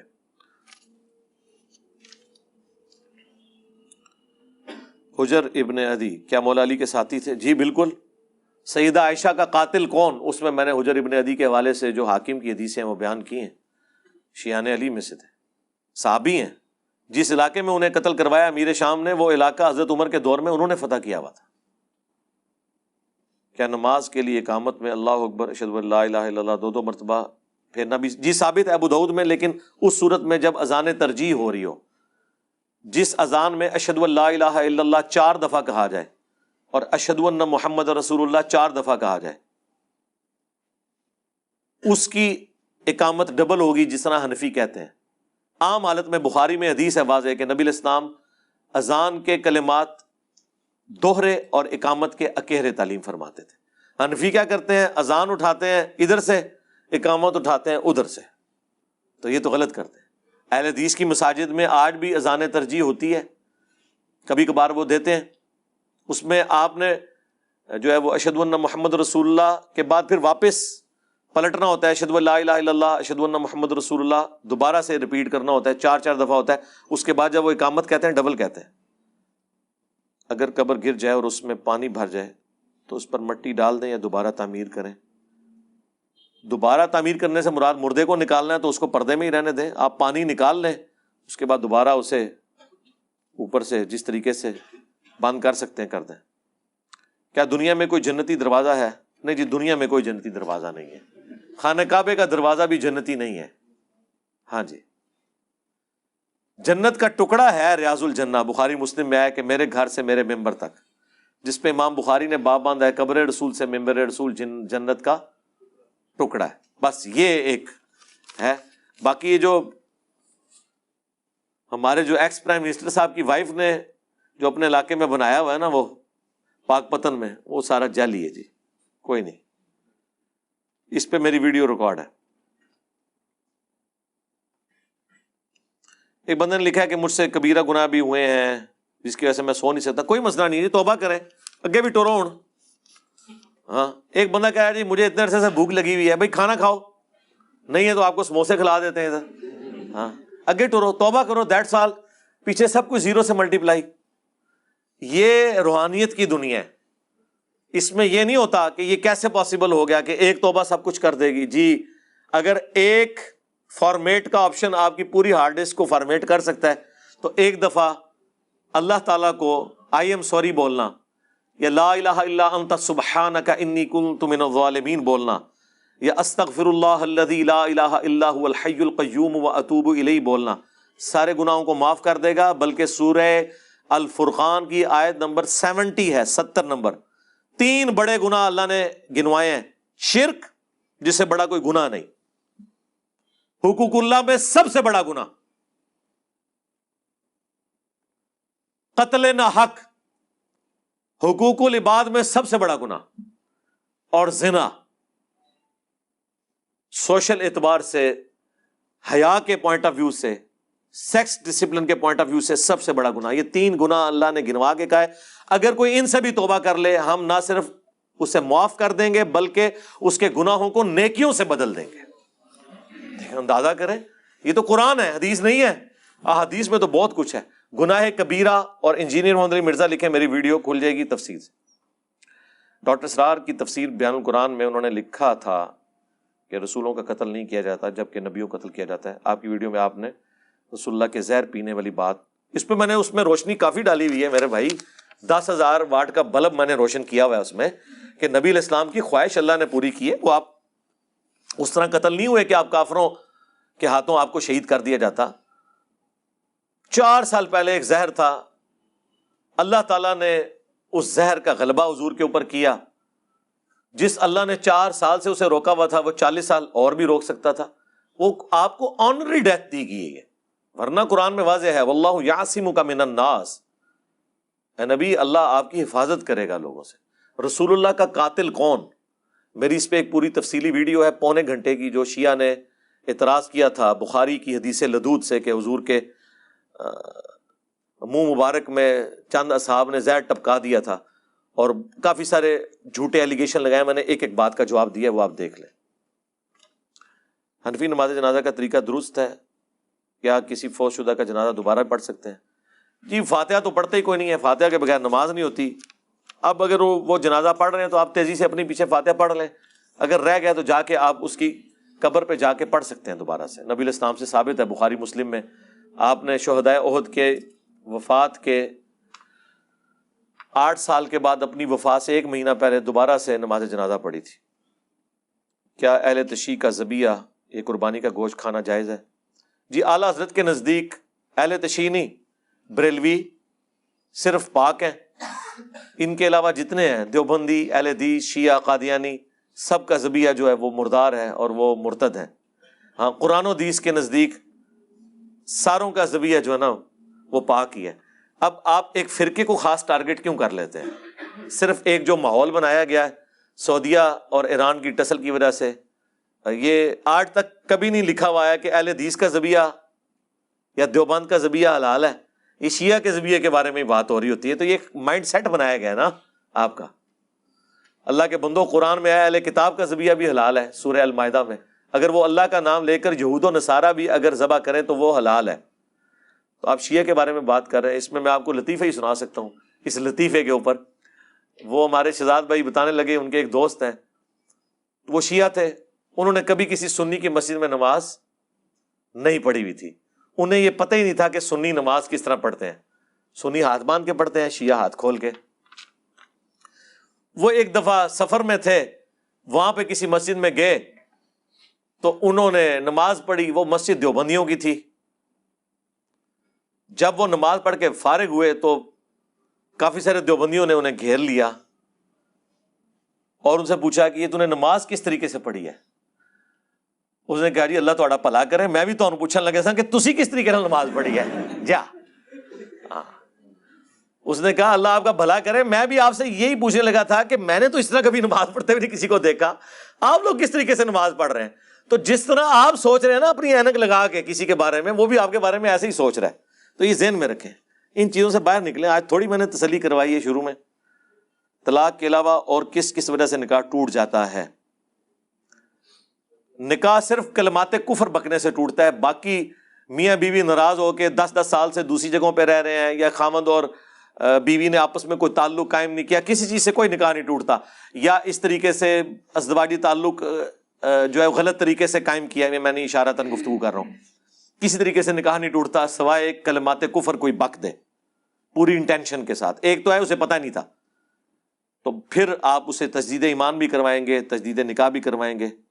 ادروائز نکاح نہیں، یہ بڑی مضبوط چیز ہے، ٹوٹتی نہیں ہے جب تک کہ یہ جو مرد ڈان بننے کی کوشش نہ کریں. اگر عشاء کی نماز سکپ ہو جائے تو اگلے دن وتر پڑھنے کا کیا طریقہ ہوگا؟ وہی طریقہ ہے جی جس طرح پہلے ہے، بس یہی ذہن میں ہوگا کہ جو رہ گئے تھے وہ سنن نسائی میں حدیث ہے کہ اگر کوئی سویا رہ جائے یا بھول جائے تو اگلے دن جب اسے یاد آئے تو وہ وتر پڑھ لے. وتر تاکیدی سنت ہے اس لیے کہا گیا، لیکن یہ بھی واجبیت کے درجے میں نہیں ہے، افضلیت کے درجے میں. باقی فرض کی قضا ہی ہے صرف. علی بھائی پچھلے چند مہینوں سے علماء سو پاگل ہو گئے ہیں، ان کا بس نہیں چل رہا، کسی طرح یہ عوام کو بھڑکا کے آپ کی جان لے لیں. فی الحال تو آپس میں ایک دوسرے کی جانیں لے رہے ہیں، یہ آپ بے فکر رہیں، آپ اللہ سے دعا کیا کریں. باقی جو آپ نے لکھا ہے یہ پاگل ہیں، یہ آج سے پاگل نہیں ہے، یہ ہمیشہ سے ہی پاگل ہیں. جب آپ ان کے ہاتھ چومتے تھے یہ اس وقت بھی پاگل تھے، لیکن آپ اتنے بیوقوف تھے کہ آپ کو پتہ ہی نہیں تھا کہ آپ پاگلوں کے ہاتھ چوم رہے ہیں، اس لیے بے فکر ہیں. علی بھائی بنو امیہ کی حقیقت آپ پر کب کھلی؟ اس وقت آپ کی فیلنگز کیا تھی؟ میرے پہ بنو امیہ کی حقیقت ایکچولی اگر کھلی ہے تو مولانا اسحاق صاحب رحمہ اللہ کے جو خلافت کے اوپر 12 لیکچرز تھے نا، آپ نہ پوچھیں کہ کیا کیفیت تھی. میں اس کے بعد پھر مولانا اسحاق صاحب کو ملنے کے لیے بھی گیا، میں نے پوری رات جاگ کے وہ ویڈیوز ختم کی تھی، میرا بس نہیں چلتا تھا. پھر دیکھو نا میں کم چک دیتا نا، توحید منو سمجھ آئی ہے تو میں بابے چک چڑے نے.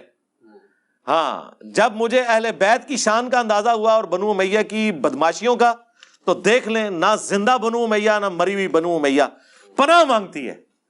ان کو اللہ کے فضل سے مالک اشتر کا نام آپ بھول چکے، آپ نام لیا کریں انجینئر محمد علی مرزا. مالک اشتر تو ان پرانی گل ہو گئی. علی بھائی آپ کی رفع دین پر سیالکوٹ کی کسی مسجد کے واقع ویڈیو، میرے والد صاحب کو بھی کتاب و سنت کے منہج پہ آ گئے ہیں اس کی وجہ سے. اچھا please further expose these type of stories. ہاں سٹوریز تو الحمدللہ میں ایکسپوز کرتا رہتا ہوں، اس کے لیے آپ دانی بھائی آفیشیل دیکھتے رہیں، ٹھیک ہے جی. اور باقی کئی لوگوں نے اب چینل بنا لیے ہیں. اینٹی بابیالوجی بھی ایک چینل ہے ہمارے ایک بھائی کا، وہ بھی آپ دیکھیں. علی بھائی ہم کتاب و سنت کے منہج پر آنے سے پہلے لوگ یہ سمجھتے تھے کہ امیر شام اشرم وشرم میں سے ہیں، کیا یہ صرف ہماری غلطی تھی یا واقعی یہ کہانی مشہور ہے؟ ویسے یہ اتنی بھی مشہور کہانی نہیں تھی اشرم وشرہ والی، پتہ نہیں کس نے آپ کو بتا دیا. امیر شام تو کبھی بھی اشرم وشرہ میں نہیں ہے، نہ حاکچار یار میں کبھی دیوبندیوں نے ان کو ذکر کیا تھا.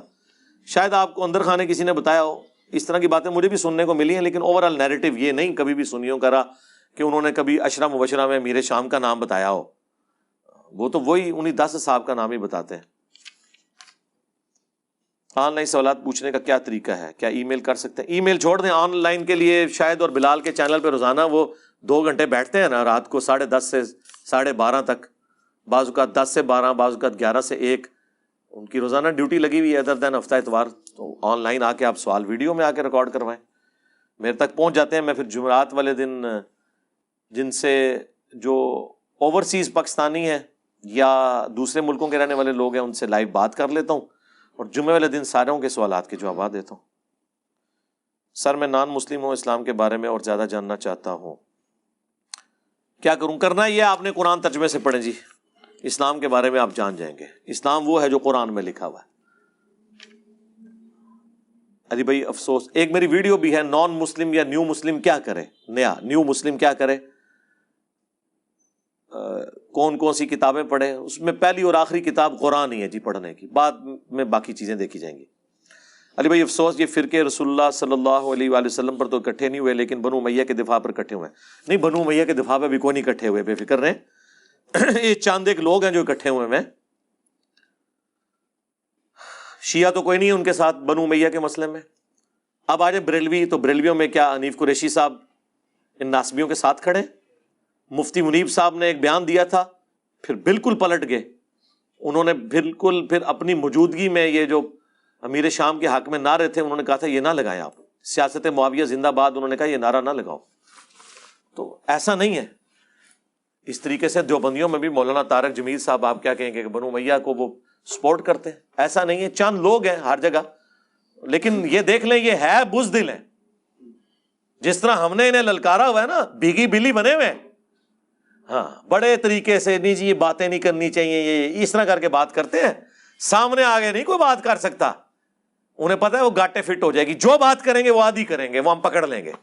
کانا یکتب الوحی، وہ وہی لکھا کرتے تھے، ہم نے کہا کھولو، ساتھ کیا لکھا ہوا ہے، خدا اس کا پیٹ نہ بھرے، اور راوی کہہ رہے کہ پوری زندگی اس کا پیٹ نہیں بھرا، پوری روایت بیان کرو نا دلائل النبوہ امام بیہقی سے۔ ایک گلے پھاڑنے والے مولوی نے کہا تھا جی میرے ساتھ مبالغہ کر لو، میں کہا چھڑ دے، تو مبالغہ علی حدیث مسلم شریف دی پوری اپنے ممبر تو بیان نہیں کر سکتا۔ تو قسطوں پر اشیاء لینا کیسا ہے؟ جائز ہے، اس کے اوپر میری کئی ایک ویڈیوز ریکارڈ ہے، آپ لکھیں حلال اور حرام کاروبار تو میری ویڈیو کھل جائے گی، 4 اصول بتائے ہیں اس میں۔ چیز آپ قسطوں پہ لے سکتے ہیں اور اس کی قیمت زیادہ بھی ہو سکتی ہے، کیونکہ کموڈٹی انوالو ہو جائے پھر سود ختم ہو جاتا ہے، سود پیسے کے بدلے پیسے۔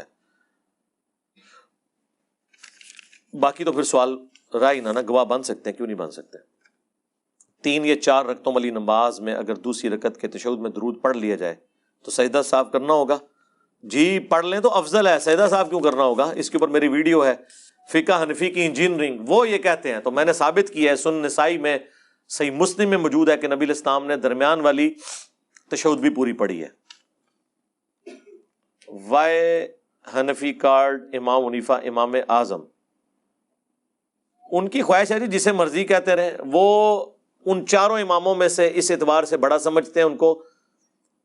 ویسے تو امام مالک اور امام حنیفہ آلموسٹ ایک زمانے کے ہیں، تو چونکہ وہ فوت پہلے ہو گئے تو آپ کو پتا پاکستان میں اور اسلامی دنیا میں جو پہلے فوت ہو جائے وہ بڑا ہوتا ہے، تو کیونکہ امام حنیفہ فوت ہوئے 150 ہجری میں، امام مالک 179 میں، اس لیے وہ بڑے ہو گئے، یہ ان سے چھوٹے ہو گئے۔ اس کے بعد امام شافعی 204 میں، وہ ان سے چھوٹے ہو گئے۔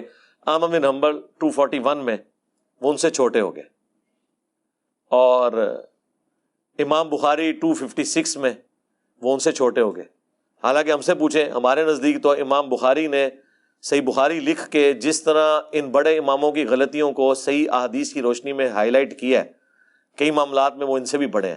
چھوٹے اور بڑے کا تعلق وقت کے پہلے یا بعد سے نہیں ہوتا، ورنہ تو جو امام حنیفہ کے زمانے میں اہل البیت کے امام ہیں، امام باقر علیہ السلام اور امام جعفر علیہ السلام، وہ تو ان سے بڑے ہیں نا۔ کیا امام حنیفہ جرأت کریں گے کہ اپنے آپ کو ان سے بڑا کہیں؟ اور خود امام حنیفہ کے جو استاد ہیں، امام زید، جن کے وہ زیدی ایک مکتب فکر ہے، وہ سنی کہتے ہیں، شیعہ کہتے ہیں، وہ سنی ہیں. ہم کہتے ہیں وہ زیدیہ اسی طریقے سے ہیں جیسے سید نہ سنی ہوتا ہے نہ شیعہ ہوتا ہے, ٹھیک ہے جی, اور درود نہ سنی ہوتا ہے نہ شیعہ ہوتا ہے, اس طرح زیدیہ بھی نہ سنی ہوتے ہیں نہ شیعہ. کیوں جی اس طرح ہی ہے جی؟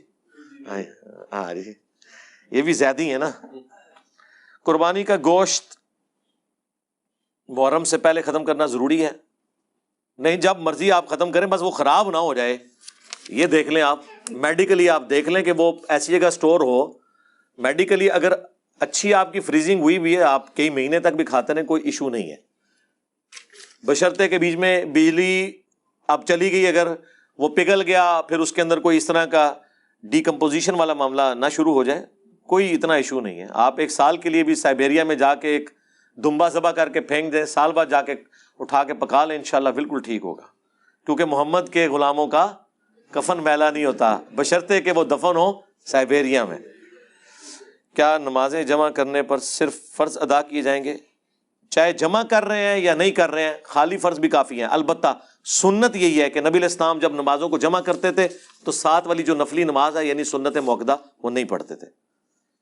حضرت عمر کی قلم کاغذ والی حدیث ٹھیک ہے؟ قلم کاغذ والی تو حدیث ٹھیک نہیں ہے, کیونکہ کاغذ اس زمانے میں نہیں تھا, وہ شانے کی ہڈی اور چمڑے کا ذکر ہے. اس کے لیے حدیث قرطاس کا تحقیقی جائزہ مسئلہ 55B دیکھ لیں جی, حدیث ٹھیک ہے, بخاری مسلم دونوں میں ہے. حضرت ابوبکر اور حضرت فاطمہ کا ناراض ہونے والا جو قصہ بخاری شریف میں ہے, شیعہ حضرات اس سے حضرت ابوبکر کی غلطی نکالتے ہیں. شیعہ کو صرف یہ جواب دیں کہ اگر یہ غلطی اس لیول کی تھی جو آپ سمجھ رہے ہیں تو یہ غلطی پروسیڈ ہونی چاہیے تھی حضرت علی تک بھی. حضرت علی کا 6 مہینے بعد بیعت کر لینا اسی حدیث میں موجود ہے. اس بات کا ثبوت ہے کہ یہ ایشو آج کی ڈیٹ میں ریزالو ہو چکا ہوا ہے, لہٰذا اس معاملے کو یہیں پہ ٹھپ کریں. ہم مولا علی کے ساتھ ہیں. حضور علیہ السلام کے علم میں غیب پر تفصیل سے آگاہ کریں. جی بڑی تفصیل سے آگاہ کیا ہوا ہے. مسئلہ 6A اور B میں جو رسول اللہ کا علم الغیب نہ مانے وہ کافر ہے. نبی ہوتا ہی وہ ہے جسے غیبی خبریں دی جائیں. نبی اور غیر نبی میں فرق ہی وہی کا ہے. ہمارا اختلاف صرف یہ ہے کہ نبی کو وہ علم غیب ہوتا ہے جو اللہ تعالیٰ دیتا ہے. جو چیزیں اللہ نے اپنے نبی کو نہیں بتائی ہیں وہ جان بوجھ کے آپ قرآن کی نفی کرتے ہوئے خود سے داخل نہ کریں.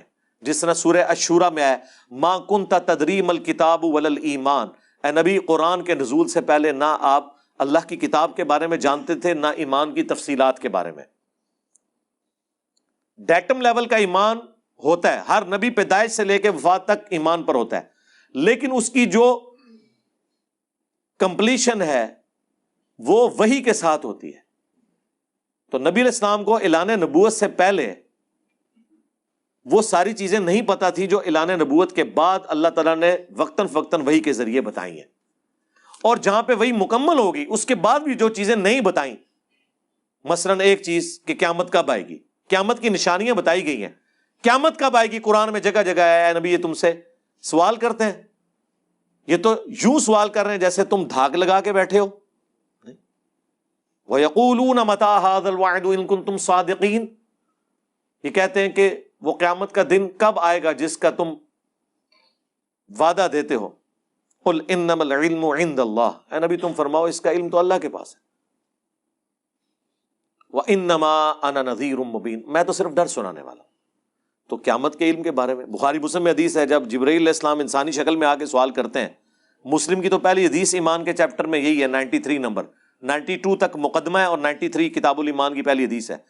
اس میں جب حضرت جبرائیل کہتے ہیں قیامت کب آئے گی تو نبی علیہ السلام کیا کہتے ہیں کہ جس شخص سے سوال پوچھا جا رہا ہے وہ اس سے زیادہ نہیں جانتا جو سوال پوچھ رہا ہے. یعنی جبرائیل مجھے بھی اتنا ہی پتا ہے جتنا تمہیں پتا ہے. پھر وہ کہتے ہیں کہ البتہ آپ قیامت کی نشانیاں بیان کر دیں, تو پھر اس میں نبی علیہ السلام قیامت کی نشانیاں بتاتے ہیں. لہٰذا جو لوگ کہتے ہیں نا قیامت کی نشانیاں حضور نے بتائی ہیں تو اس سے پتا چلا کہ قیامت کب آئے گی, نہیں, قیامت کی نشانیاں بتائی ہیں. ایگزیکٹ ڈیٹ کیا ہے یہ نہیں بتایا گیا. کچھ احادیث بخاری شریف میں جن سے لوگ اعتراض کرتے ہیں جیسے اونٹ کے پیشاب والی حدیث, اس پہ میری ویڈیو دیکھنا. یہ اعتراض کیسے بنتا ہے میرے بھائی, ایک اسپیسیفک واقعہ ہے, کیا نبی علیہ السلام نے اس کو ساروں کے اوپر اپلائی کر دیا؟ وہ مرتدین تھے جن کے ساتھ یہ سب کچھ کیا گیا. باقی اس سے ایک چیز ثابت ہو گئی کہ جو پالتو جانور ہیں ان کا پیشاب ناپاک نہیں ہے, ورنہ عرب کے لوگوں کی زندگی گزر نہیں سکتی تھی، ان کی تو پوری زندگی مویشیوں کے ساتھ ہے۔ بخاری مسلم میں حدیث ہے کہ بکریوں کے باڑے میں بھی تم نماز پڑھ سکتے ہو، تو بکریوں کے باڑے میں کیا مینگنیاں نہیں ہوں گی؟ کیوں جی، آپ تو عرب کے لوگ ہیں، بتائیں نا، وہاں پہ پاسبل ہے۔ ان کا پورا ایندھن اس کے ساتھ جڑا ہوا ہے، جو وہ گوبر ہے اس سے وہ ایندھن کے طور پہ، اگر آپ ان ساری چیزوں کو ناپاک ڈکلیئر کر دیں تو آپ ایک لائف گزار نہیں سکتے۔ یہ پاک ہیں، بلکہ یہ کہنا چاہیے ناپاک نہیں ہے۔ پاک کا تو کہیں گے لوگ کھاؤ، بھئی یہ نہیں ہوتا کہ جو بھی پاک چیز ہے تو وہ آپ کھائیں گے بھی، اب بلغم بھی پاک ہے، پسینہ بھی پاک ہے، تو کیا کچھ چاٹتا ہے اپنا پسینہ؟ بات کرنے والی کرے۔ یہ اللہ نے آسانی دی ہے کہ پالتو جانور جن کے ساتھ آپ کا رزق ہے، سب کچھ جوڑا ہوا ہے، ورنہ تو وہ لوگ بیچارے نماز ہی نہیں پڑھ سکتے تھے۔ یہ لوگ جو اپنی پکچرز پر گانے لگا کر سوشل میڈیا پر لگاتے ہیں، ان کو کیسے سمجھایا جائے؟ میرے بھائی، یہ ان میں سے اکثر لوگ تو نماز بھی کو نہیں پڑھتے، پہلے ان کو نماز پہ لگا لیں۔ یہ چھوٹی چھوٹی چیزیں یہ بعد میں دیکھی جائیں گی، کتنا عرصہ کریں گے یہ، ایک دفعہ ان کی شادی ہو لینے دیں پھر تک انہوں نے کیا ہوندی ہے، ٹھیک ہے نا؟ اے سارے ٹشنا ٹشنا تو نظر آتا ہے جناب، وال بنائے ہوئے نے، یہ ہوئے ہیں، میرے بھائی پھر تو کنگھی کرنے کی بھی نوبت نہیں آتی ہے، ٹھیک ہے نا؟ یہ سب کچھ شادی سے پہلے ہے، یہ جتنے آپ کو ٹشن نظر آ رہے ہیں نا ان کے سب کچھ ہے۔ تو آپ کو اگر کسی کا برا لگتا ہے، آپ نیچے کامنٹس کیا کریں گے، پلیز وقت سے پہلے شادی کر لیں، انشاءاللہ سب ٹھیک ہو جائے گا۔ میں علم کا شہر ہوں، ابوبکر اس کی بنیاد ہے، بالکل جعلی روایت ہے جی۔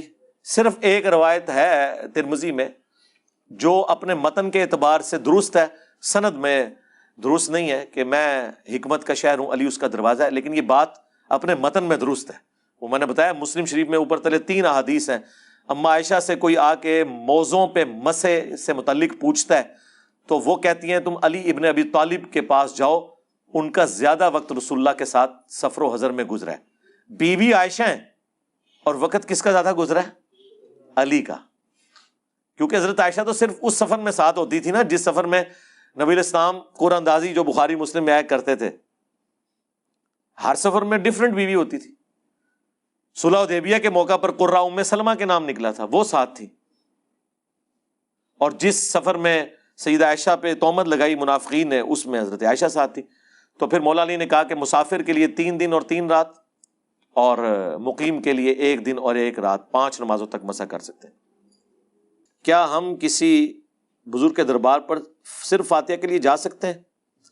بزرگ کے دربار پہ نہ جائیں، قبرستان جائیں۔ نبی الاسلام فرمایا قبروں پہ جاؤ تاکہ آخرت کی یاد آئے۔ بزرگوں کے درباروں کے اوپر تو عورتوں کی عزتیں لوٹی جا رہی ہیں، بے حیائی کا مرکز بنے ہوئے ہیں۔ آپ دیکھ لیں جو کچھ ہوتا ہے، لاہور والا جو بڑا دربار ہے، کتنی لوگوں کی سٹوریاں آئی ہیں۔ فاتحہ کوئی چیز نہیں ہے، دعائیں مغفرت کرنی ہو گھر بیٹھ کے بھی ہو سکتی ہے۔ اگر آپ کو زیادہ دربار پہ جانے کا شوق ہے تو جائیں، ایک شرط پہ، وہاں کھڑے ہو کے اونچی آواز میں دعا کرنی ہے کہ اے اللہ اس بابا جی کو بخش دے، اے اللہ اس کے چھوٹے بڑے اگلے پچھلے چھپا کے کیے سامنے کیے سارے گناہ معاف کر دے، اور آپ کا غیبانہ نماز جنازہ ہم یہاں پڑھ رہے ہوں گے۔ نہیں تو صحابہ کرام جب اپنے ساتھیوں کو دفناتے تھے تو دعائے جنازہ نہیں پڑھتے تھے؟ اللہم اغفر لی حینا و میتنا۔ اگر صحابہ کرام اپنے مرے ہوئے لوگوں کے لیے دعائیں کر رہے ہیں تو تواڈے بابے تے شاہی کوئی نہیں، ان بابوں کے لیے نہیں ہم دعا کریں؟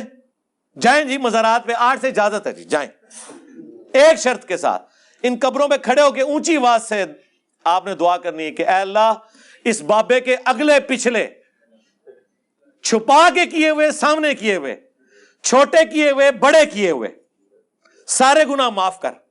اے اللہ اس کی قبر میں کیڑے نہ ڈلیں، اے اللہ اس کے اوپر بچھو مسلط نہ ہو، اے اللہ اسے قیامت والے دن آگ پہ نہ تلنا، اے اللہ اس کی چمڑی نہ اترے۔ وہ جتنی باتیں آپ کو ڈرانے کے لیے کہتے ہیں یہ ساری باتیں بولیں، ٹھیک ہے نا؟ تو پھر دیکھیں آپ کے ساتھ کیا کرتے ہیں۔ جو لڑکے لڑکیوں میں دلچسپی رکھتے ہیں کیا ان کا لڑکیوں کے لیے بننا سورنا بیاہ ہو لین دے، میں تینوں پوچھ لاں گا تیرا۔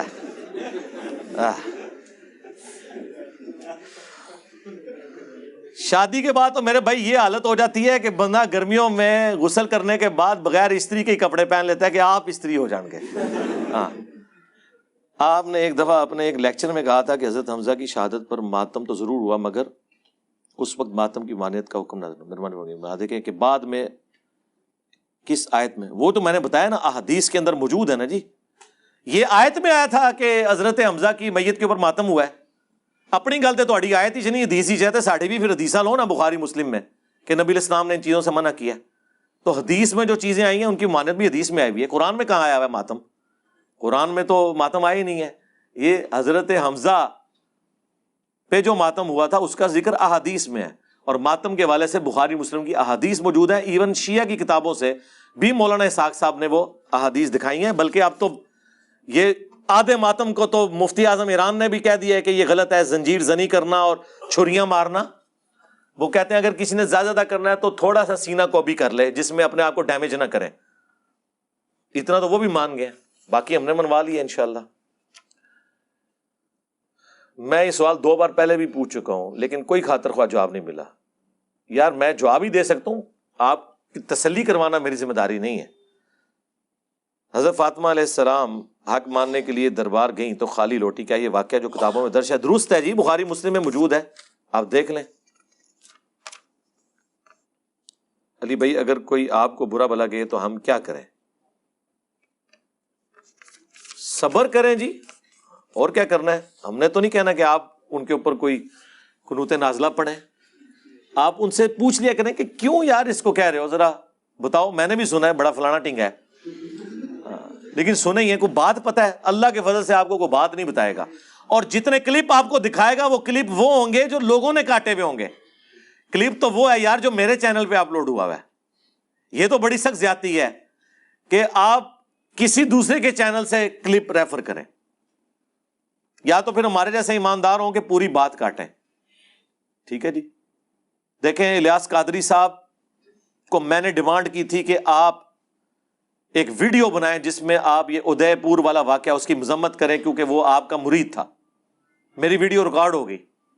اس سے اگلے دن الیاس قادری صاحب نے وہی ساری باتیں کی جو میں نے اپنی ویڈیو میں کی تھی.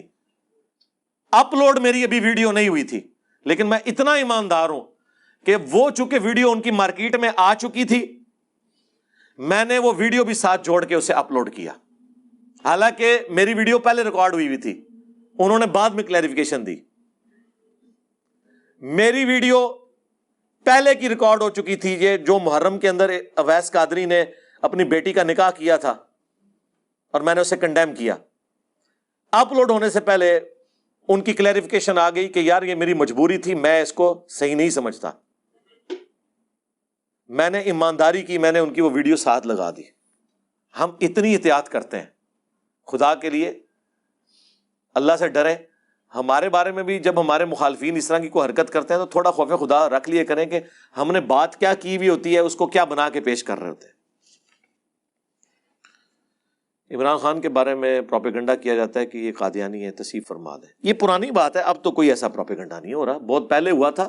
اس کی کلیریفیکیشن عمران خان صاحب نے خود اپنی ویڈیو میں دے دی تھی. تو یہ قادیانی, غدار وطن, یہ وہ چیزیں ہیں جو ایک ادبی گالیاں لوگوں کو بدنام کرنے کے لیے رکھی ہوئی ہیں. آپ دیکھ لیں, کل تک, ابھی دیکھ جان بوجھ کے عمران خان کا نام لکھا, کل تک یہی عمران خان صاحب اور ان کی پی ٹی آئی تھی جو دوسرے صحافیوں کو غدار وطن, اپنے مخالفین پہ کیا کیا فتوے لگاتے تھے. آج عمران خان صاحب سامنے بیٹھے ہوئے ہیں اور حامد میر صاحب وہاں تقریر کر رہے ہیں اور عمران خان صاحب تالیاں مار رہے ہیں. اب کدھر ہے؟ اب عمران خان صاحب کی ٹرولنگ نہیں کر رہے کہ پی ٹی آئی والے کے ایک جو ہے وہ لفافی صحافی اور یہود و نصارہ کا ایجنٹ اور انڈیا کا ایجنٹ, اس کی تقریر سن کے آپ تالیاں مار رہے ہیں. یعنی انہوں نے یہی کرایا ہوا تھا نا. وہ لوگ اپنے اصول پہ اسی طرح کھڑے ہوئے ہیں. دیکھ لیں جن لوگوں کے پروگرام ان لوگوں نے بند کروائے ہیں, آج وہ عمران خان صاحب کے ساتھ کھڑے ہوئے ہیں. یہ ہوتا ہے اپ رائٹ ہونا. اب تو مان لو یار, آپ کے استاد نے جو بات کی تھی وہ صحیح نکلی نا. میں نے اس وقت کہا تھا کہ عمران خان صاحب پہ جب برا وقت آیا, جن صحافیوں کی یہ ٹرولنگ کروا رہے ہیں نا, ان کو گالیاں دلوا رہے ہیں سوشل میڈیا پہ, یہ صحافی اسی اصول اور مبادی کے اوپر عمران خان صاحب کی سپورٹ پہ کھڑے ہوں گے, اور ایک ایک کر کے سارے کھڑے ہو گئے ہیں. کسی کی جرت نہیں ہوئی ہے بات کرے. حامد میر صاحب نے بات کی اس سیمینار کے اندر عمران خان صاحب کے سامنے بیٹھ کے کہ عمران خان صاحب کے اوپر غداری وطن کا مقدمہ نہیں چلنا چاہیے. آئین توڑنا اور چیز ہے, آئین کی خلاف ورزی کرنا اور چیز ہے. آئین توڑا تھا پرویز مشرف نے, عمران خان صاحب نے آئین نہیں توڑا, خلاف آئین کچھ ایکٹیویٹیز کی ہیں, اس کی جو سزا ہے وہ ہو. غداری کا مقدمہ نہیں چلنا چاہیے. پھر مسنگ پرسنس کے اوپر بات کی ہے, ٹھیک ہے, انہوں نے شیریں مزاری کی بھی تعریف کی ہے, ٹھیک ہے, عمران خان صاحب کو بھی کریڈٹ دیا ہے. تو دیکھیں اپ رائٹ لوگ جو ہے نا وہ ہمیشہ اپ رائٹ ہوتے ہیں. آپ چونکہ سنتے ہیں ان چینلز کو ہیں کہ جو ان کی ون سائیڈڈ پکچر پیش کرتے ہیں. سرکار اگر آپ ARY کو سنیں گے تو آپ کو دنیا کچھ اور طریقے سے نظر آئے گی, اور اگر آپ صرف جیو کو سنیں گے تو آپ کو دنیا کسی اور طریقے سے نظر آئے گی. آپ ساروں کو سنیں, اس کے بعد اپنی بھی عقل استعمال کریں کہ کیا بات ہو رہی ہے کیا نہیں ہو رہی. تو یہ پروپیگنڈا جو کچھ ہوتا ہے ہمیں پتہ ہے زیادتی ہو رہی ہوتی ہے. میں بھی سپریم کورٹ کا جو یہ فیصلہ ہے اس میں جو ایک اضافی نوٹ ہے اس کے ساتھ اختلاف رائے رکھتا ہوں. فیصلہ بالکل درست آیا, وہ تو میں نے آپ کو اس سے پہلے بتا دیا تھا کہ ان کے ڈپٹی اسپیکر نے جو کچھ کیا وہ خلاف آئین ہے, یہ فیصلہ یہی آئے گا. اس وقت تک عمران خان صاحب وزیر اعظم تھے, میں نے اس وقت پریڈکشن کی تھی کہ سپریم کورٹ اٹھا کے پرے مارے گی, کیونکہ اتنا قانون تو مجھے بھی پتا ہے. اب تفصیلی فیصلہ آیا ہے, اس میں ایک جج نے اضافی نوٹ لکھا ہے, میرا خیال ہے وہ ریٹائرمنٹ کے بالکل قریب ہیں یا ہو چکے ہیں ریٹائرمنٹ. ریٹائر ہوتے ہوتے وہ ایک آدھ جملہ لکھ دیتے ہیں نا ساتھ کہ جی اگر پارلیمنٹ چاہے تو ان پہ غداری کا مقدمہ چلا سکتی ہے آرٹیکل 6 کے تحت.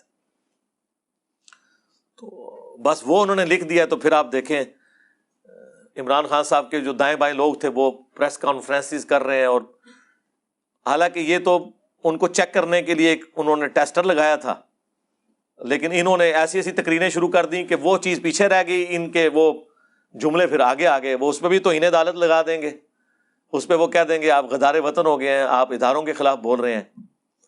تو اداروں کے خلاف بولنا نہیں ہوتا یار. ادارے کیوں اپنے آپ کو اتنا کمزور سمجھتے ہیں کہ ان کے بارے میں کوئی بیان دے دے تو وہ خطرے میں پڑ جاتے ہیں. ایک ایمان مزاری کی والدہ اٹھائی گئی غصے کی حالت میں, تو یار ہم بھی پتہ نہیں کیا کچھ کہہ دیں. وہ بیچاری چلتی چلتی اسے کسی نے پوچھا, اس نے آرمی چیف کو گالی دے دی, اور بعد میں اس نے ریٹن میں معافی بھی مانگ لی. ٹھیک ہے, اس بچی کی طبیعت ہی نہیں اس قسم کی وہ لینگویج یوز کرے. غصے کی حالت میں اس کی ماں اٹھائی گئی تھی, ایک بات ہو گئی, اور اس کے اوپر آفیشلی ایک ادارے کی طرف سے مقدمہ کیا گیا. وہ اللہ بھلا کرے جسٹس عطر من اللہ, انہوں نے اٹھا کے پہلی پیشی میں فارغ کیا کیس کے. یار خدا کے لیے اتنا بڑا ادارہ, ایک بچی نے غصے میں ایک سٹیٹمنٹ دے دی ہے, آپ کی ٹانگیں ٹانگنا شروع ہو جاتی ہیں کہ یہ خطرناک باتیں کر رہی ہے. آپ کی ٹانگیں کانپنا شروع ہو جاتی ہیں کہ خطرناک باتیں. خدا کے لیے ہمارے ادارے اس سے بہت بلند ہونے چاہیے, ان کے لوگ, کہ ان کے بارے میں کوئی ایک آدھ سٹیٹمنٹ کو دے دیتا ہے, آپ بڑے پن کا مظاہرہ کریں, آپ ان سے اور طریقے سے بیہیو کر سکتے ہیں بجائے کہ مقدمات قائم کریں. ورنہ تو ہر ایک بندے کے اوپر مقدمات اس طریقے سے قائم ہوں گے, اور آپ پھر مقدمہ کھیلتے رہیں گے, عدلیہ کھیلتے رہیں گے. اور یہ جو عدالتوں کے بارے میں تو میں بہت پہلے کا کہہ چکا ہوں کہ یہ جو ہمارے جتنے ججز ہیں نا, ان کو نا پہاڑ کے اندر سرنگیں کھود کے نا وہاں پہ ان کو رکھیں جہاں پہ یہ سوشل میڈیا نہ دیکھے. جج کا کام یہ ہے کہ شواہد کی بنیاد پہ فیصلہ کرے. سوشل میڈیا پہ ہونے والی ٹرولنگ یا کسی دھمکی کے انڈر آ کے فیصلہ نہ وہ کر رہا ہوں. میں جنرل بات کر رہا ہوں, میں اسپیسیفک کسی فیصلے کے بارے میں بات نہیں کر رہا.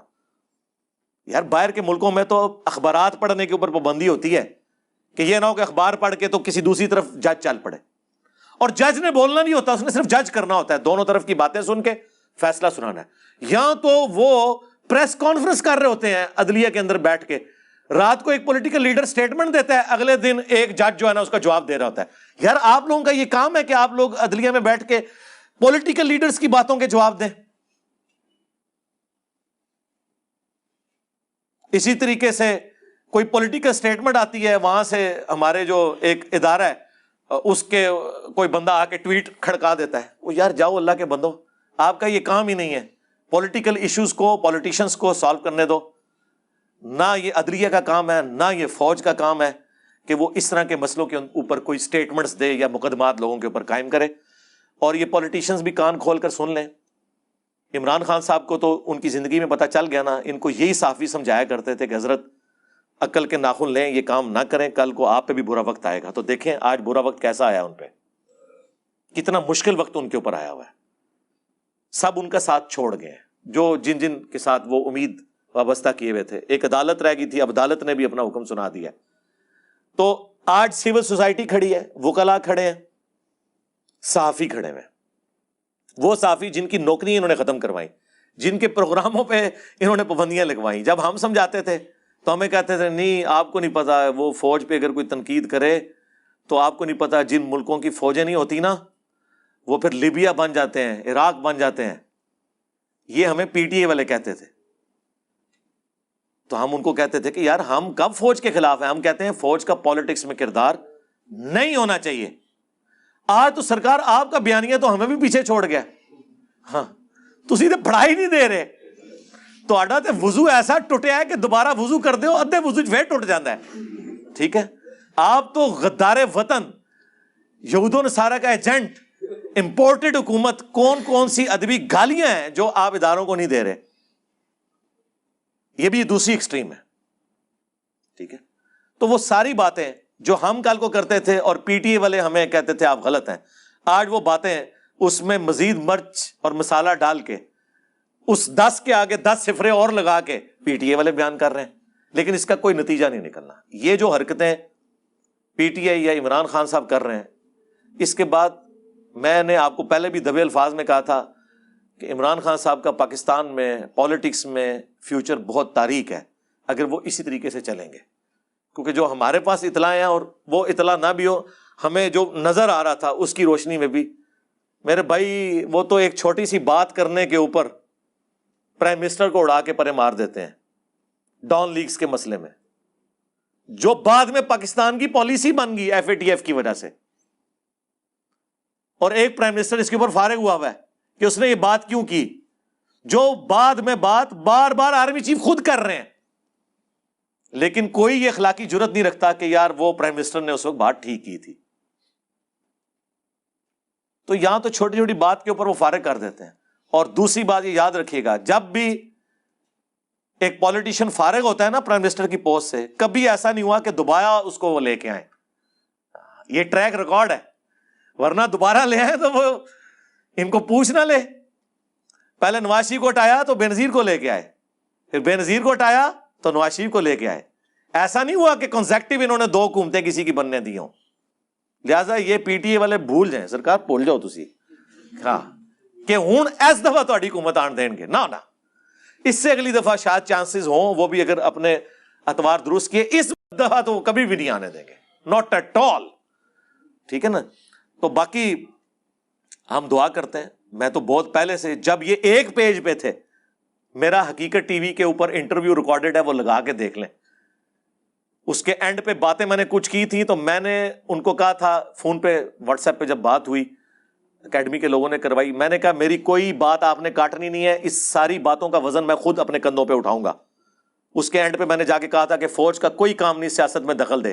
اس زمانے میں جب عمران خان صاحب اور یہ ایک پیج پہ تھے, مجھے خطرہ تھا کہ یہ کاٹ نہ دیں, کیونکہ اس وقت تو مجھے تھا کہ یہ ایجنسیز کا چینل ہے. وہ تو اب پتہ چلا کہ پی ٹی آئی کا تھا, وہ ایجنسیز کا نہیں تھا. وہ جب یہ علیحدہ ہوئے تو وہ سائڈ پہ کھڑے ہوئے.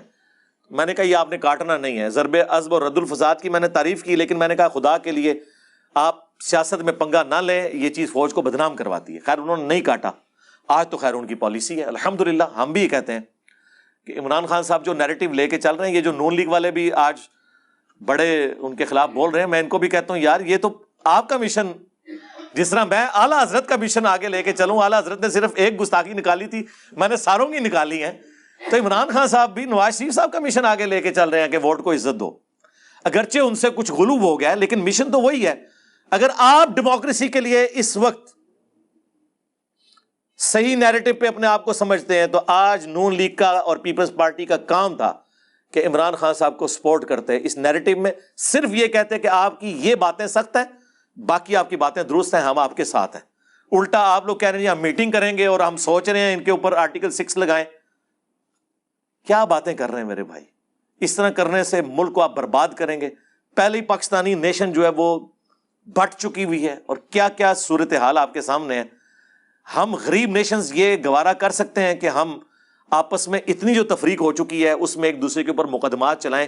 اس کا پھر انجام کیا ہوگا؟ ٹھیک ہے ابھی آپ پاور میں آپ کر لیں گے, جو کچھ عمران خان صاحب نے نیب کے ذریعے آپ کے ساتھ کیا آپ بھی بدلہ اتار لیں گے, ٹھیک ہے, لیکن وہ دیکھ لیں وہ لوگ ادھر ہی کھڑے ہیں جو لوگ کھڑے ہوئے تھے اس وقت, وہ کہہ رہے ہیں کہ رانا ثناء اللہ صاحب کو کہ سر اگر آپ کے ساتھ یہ ہوا ہے آج آپ نے یہ نہیں کرنا.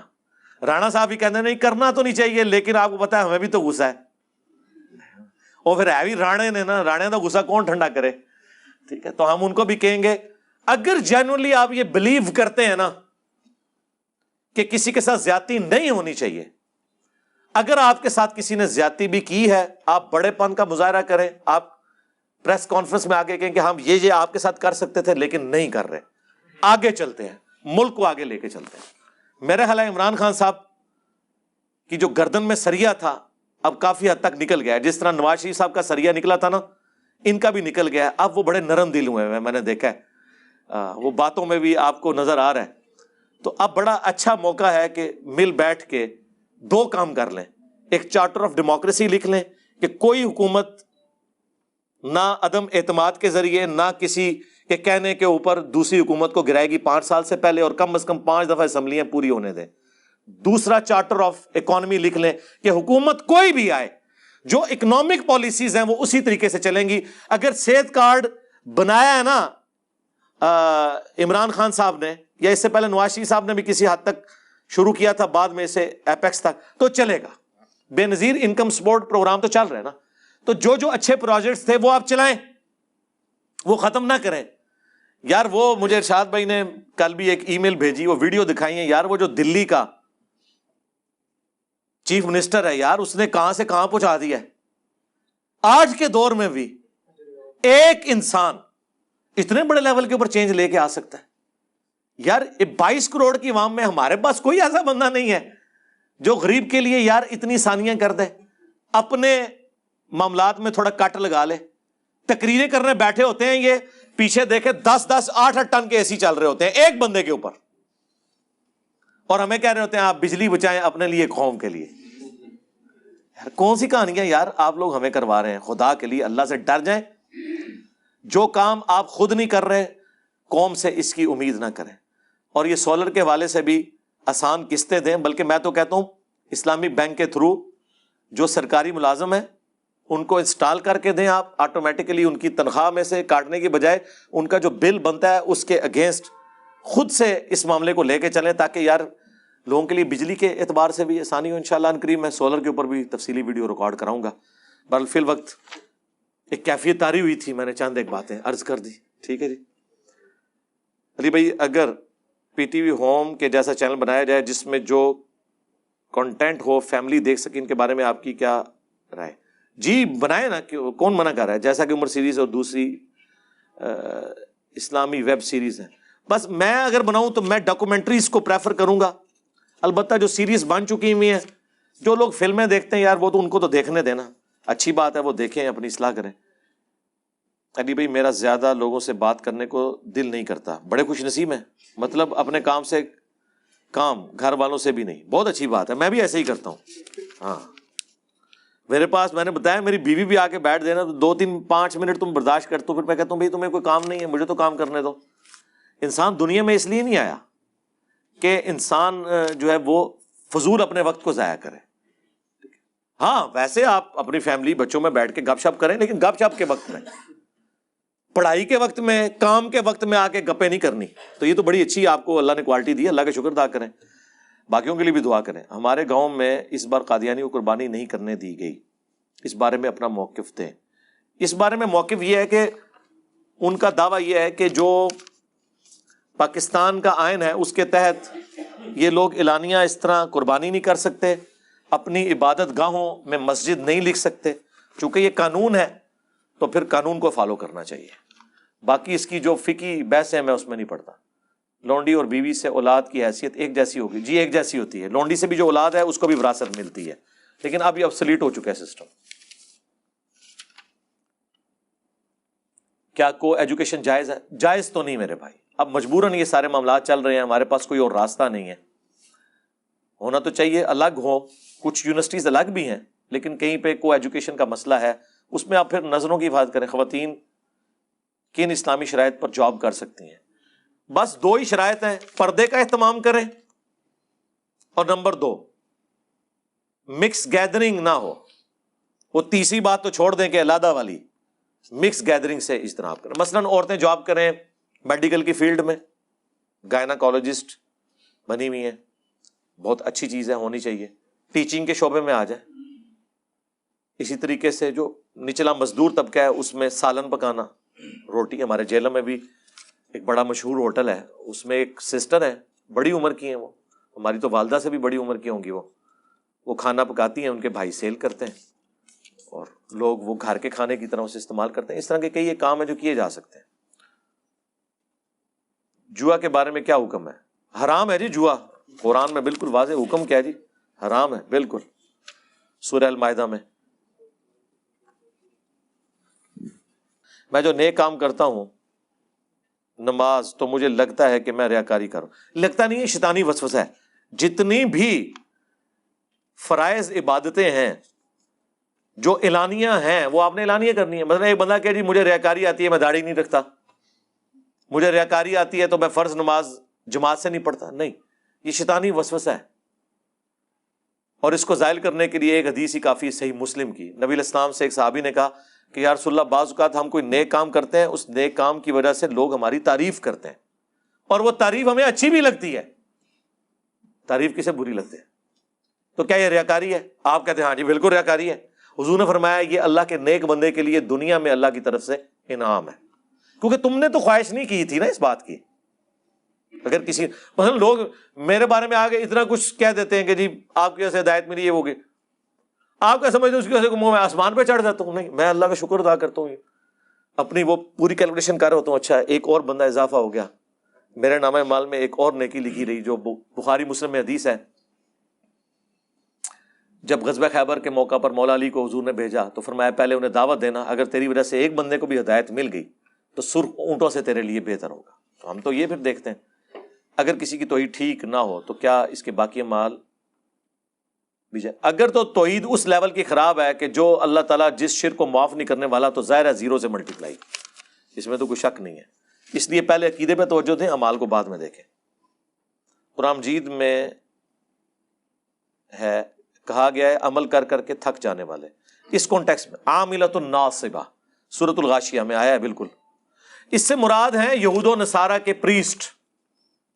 اس کانٹیکسٹ میں آپ ذرا تفسیر پڑھیں تو آپ کو وہ حدیث بھی مل جائے گی. حضرت عمر سے جب پوچھا گیا تو انہوں نے کہا عاملۃ ناصبہ سے مراد یہود و نصارہ کے وہ راہب ہیں جو عبادت میں تو زور دیتے رہے لیکن عقیدوں میں شرک بھی رہا اور رسول اللہ کو پیغمبر کے طور پر نہیں پہچانا، عمل کر کر کے تھک جانے والے.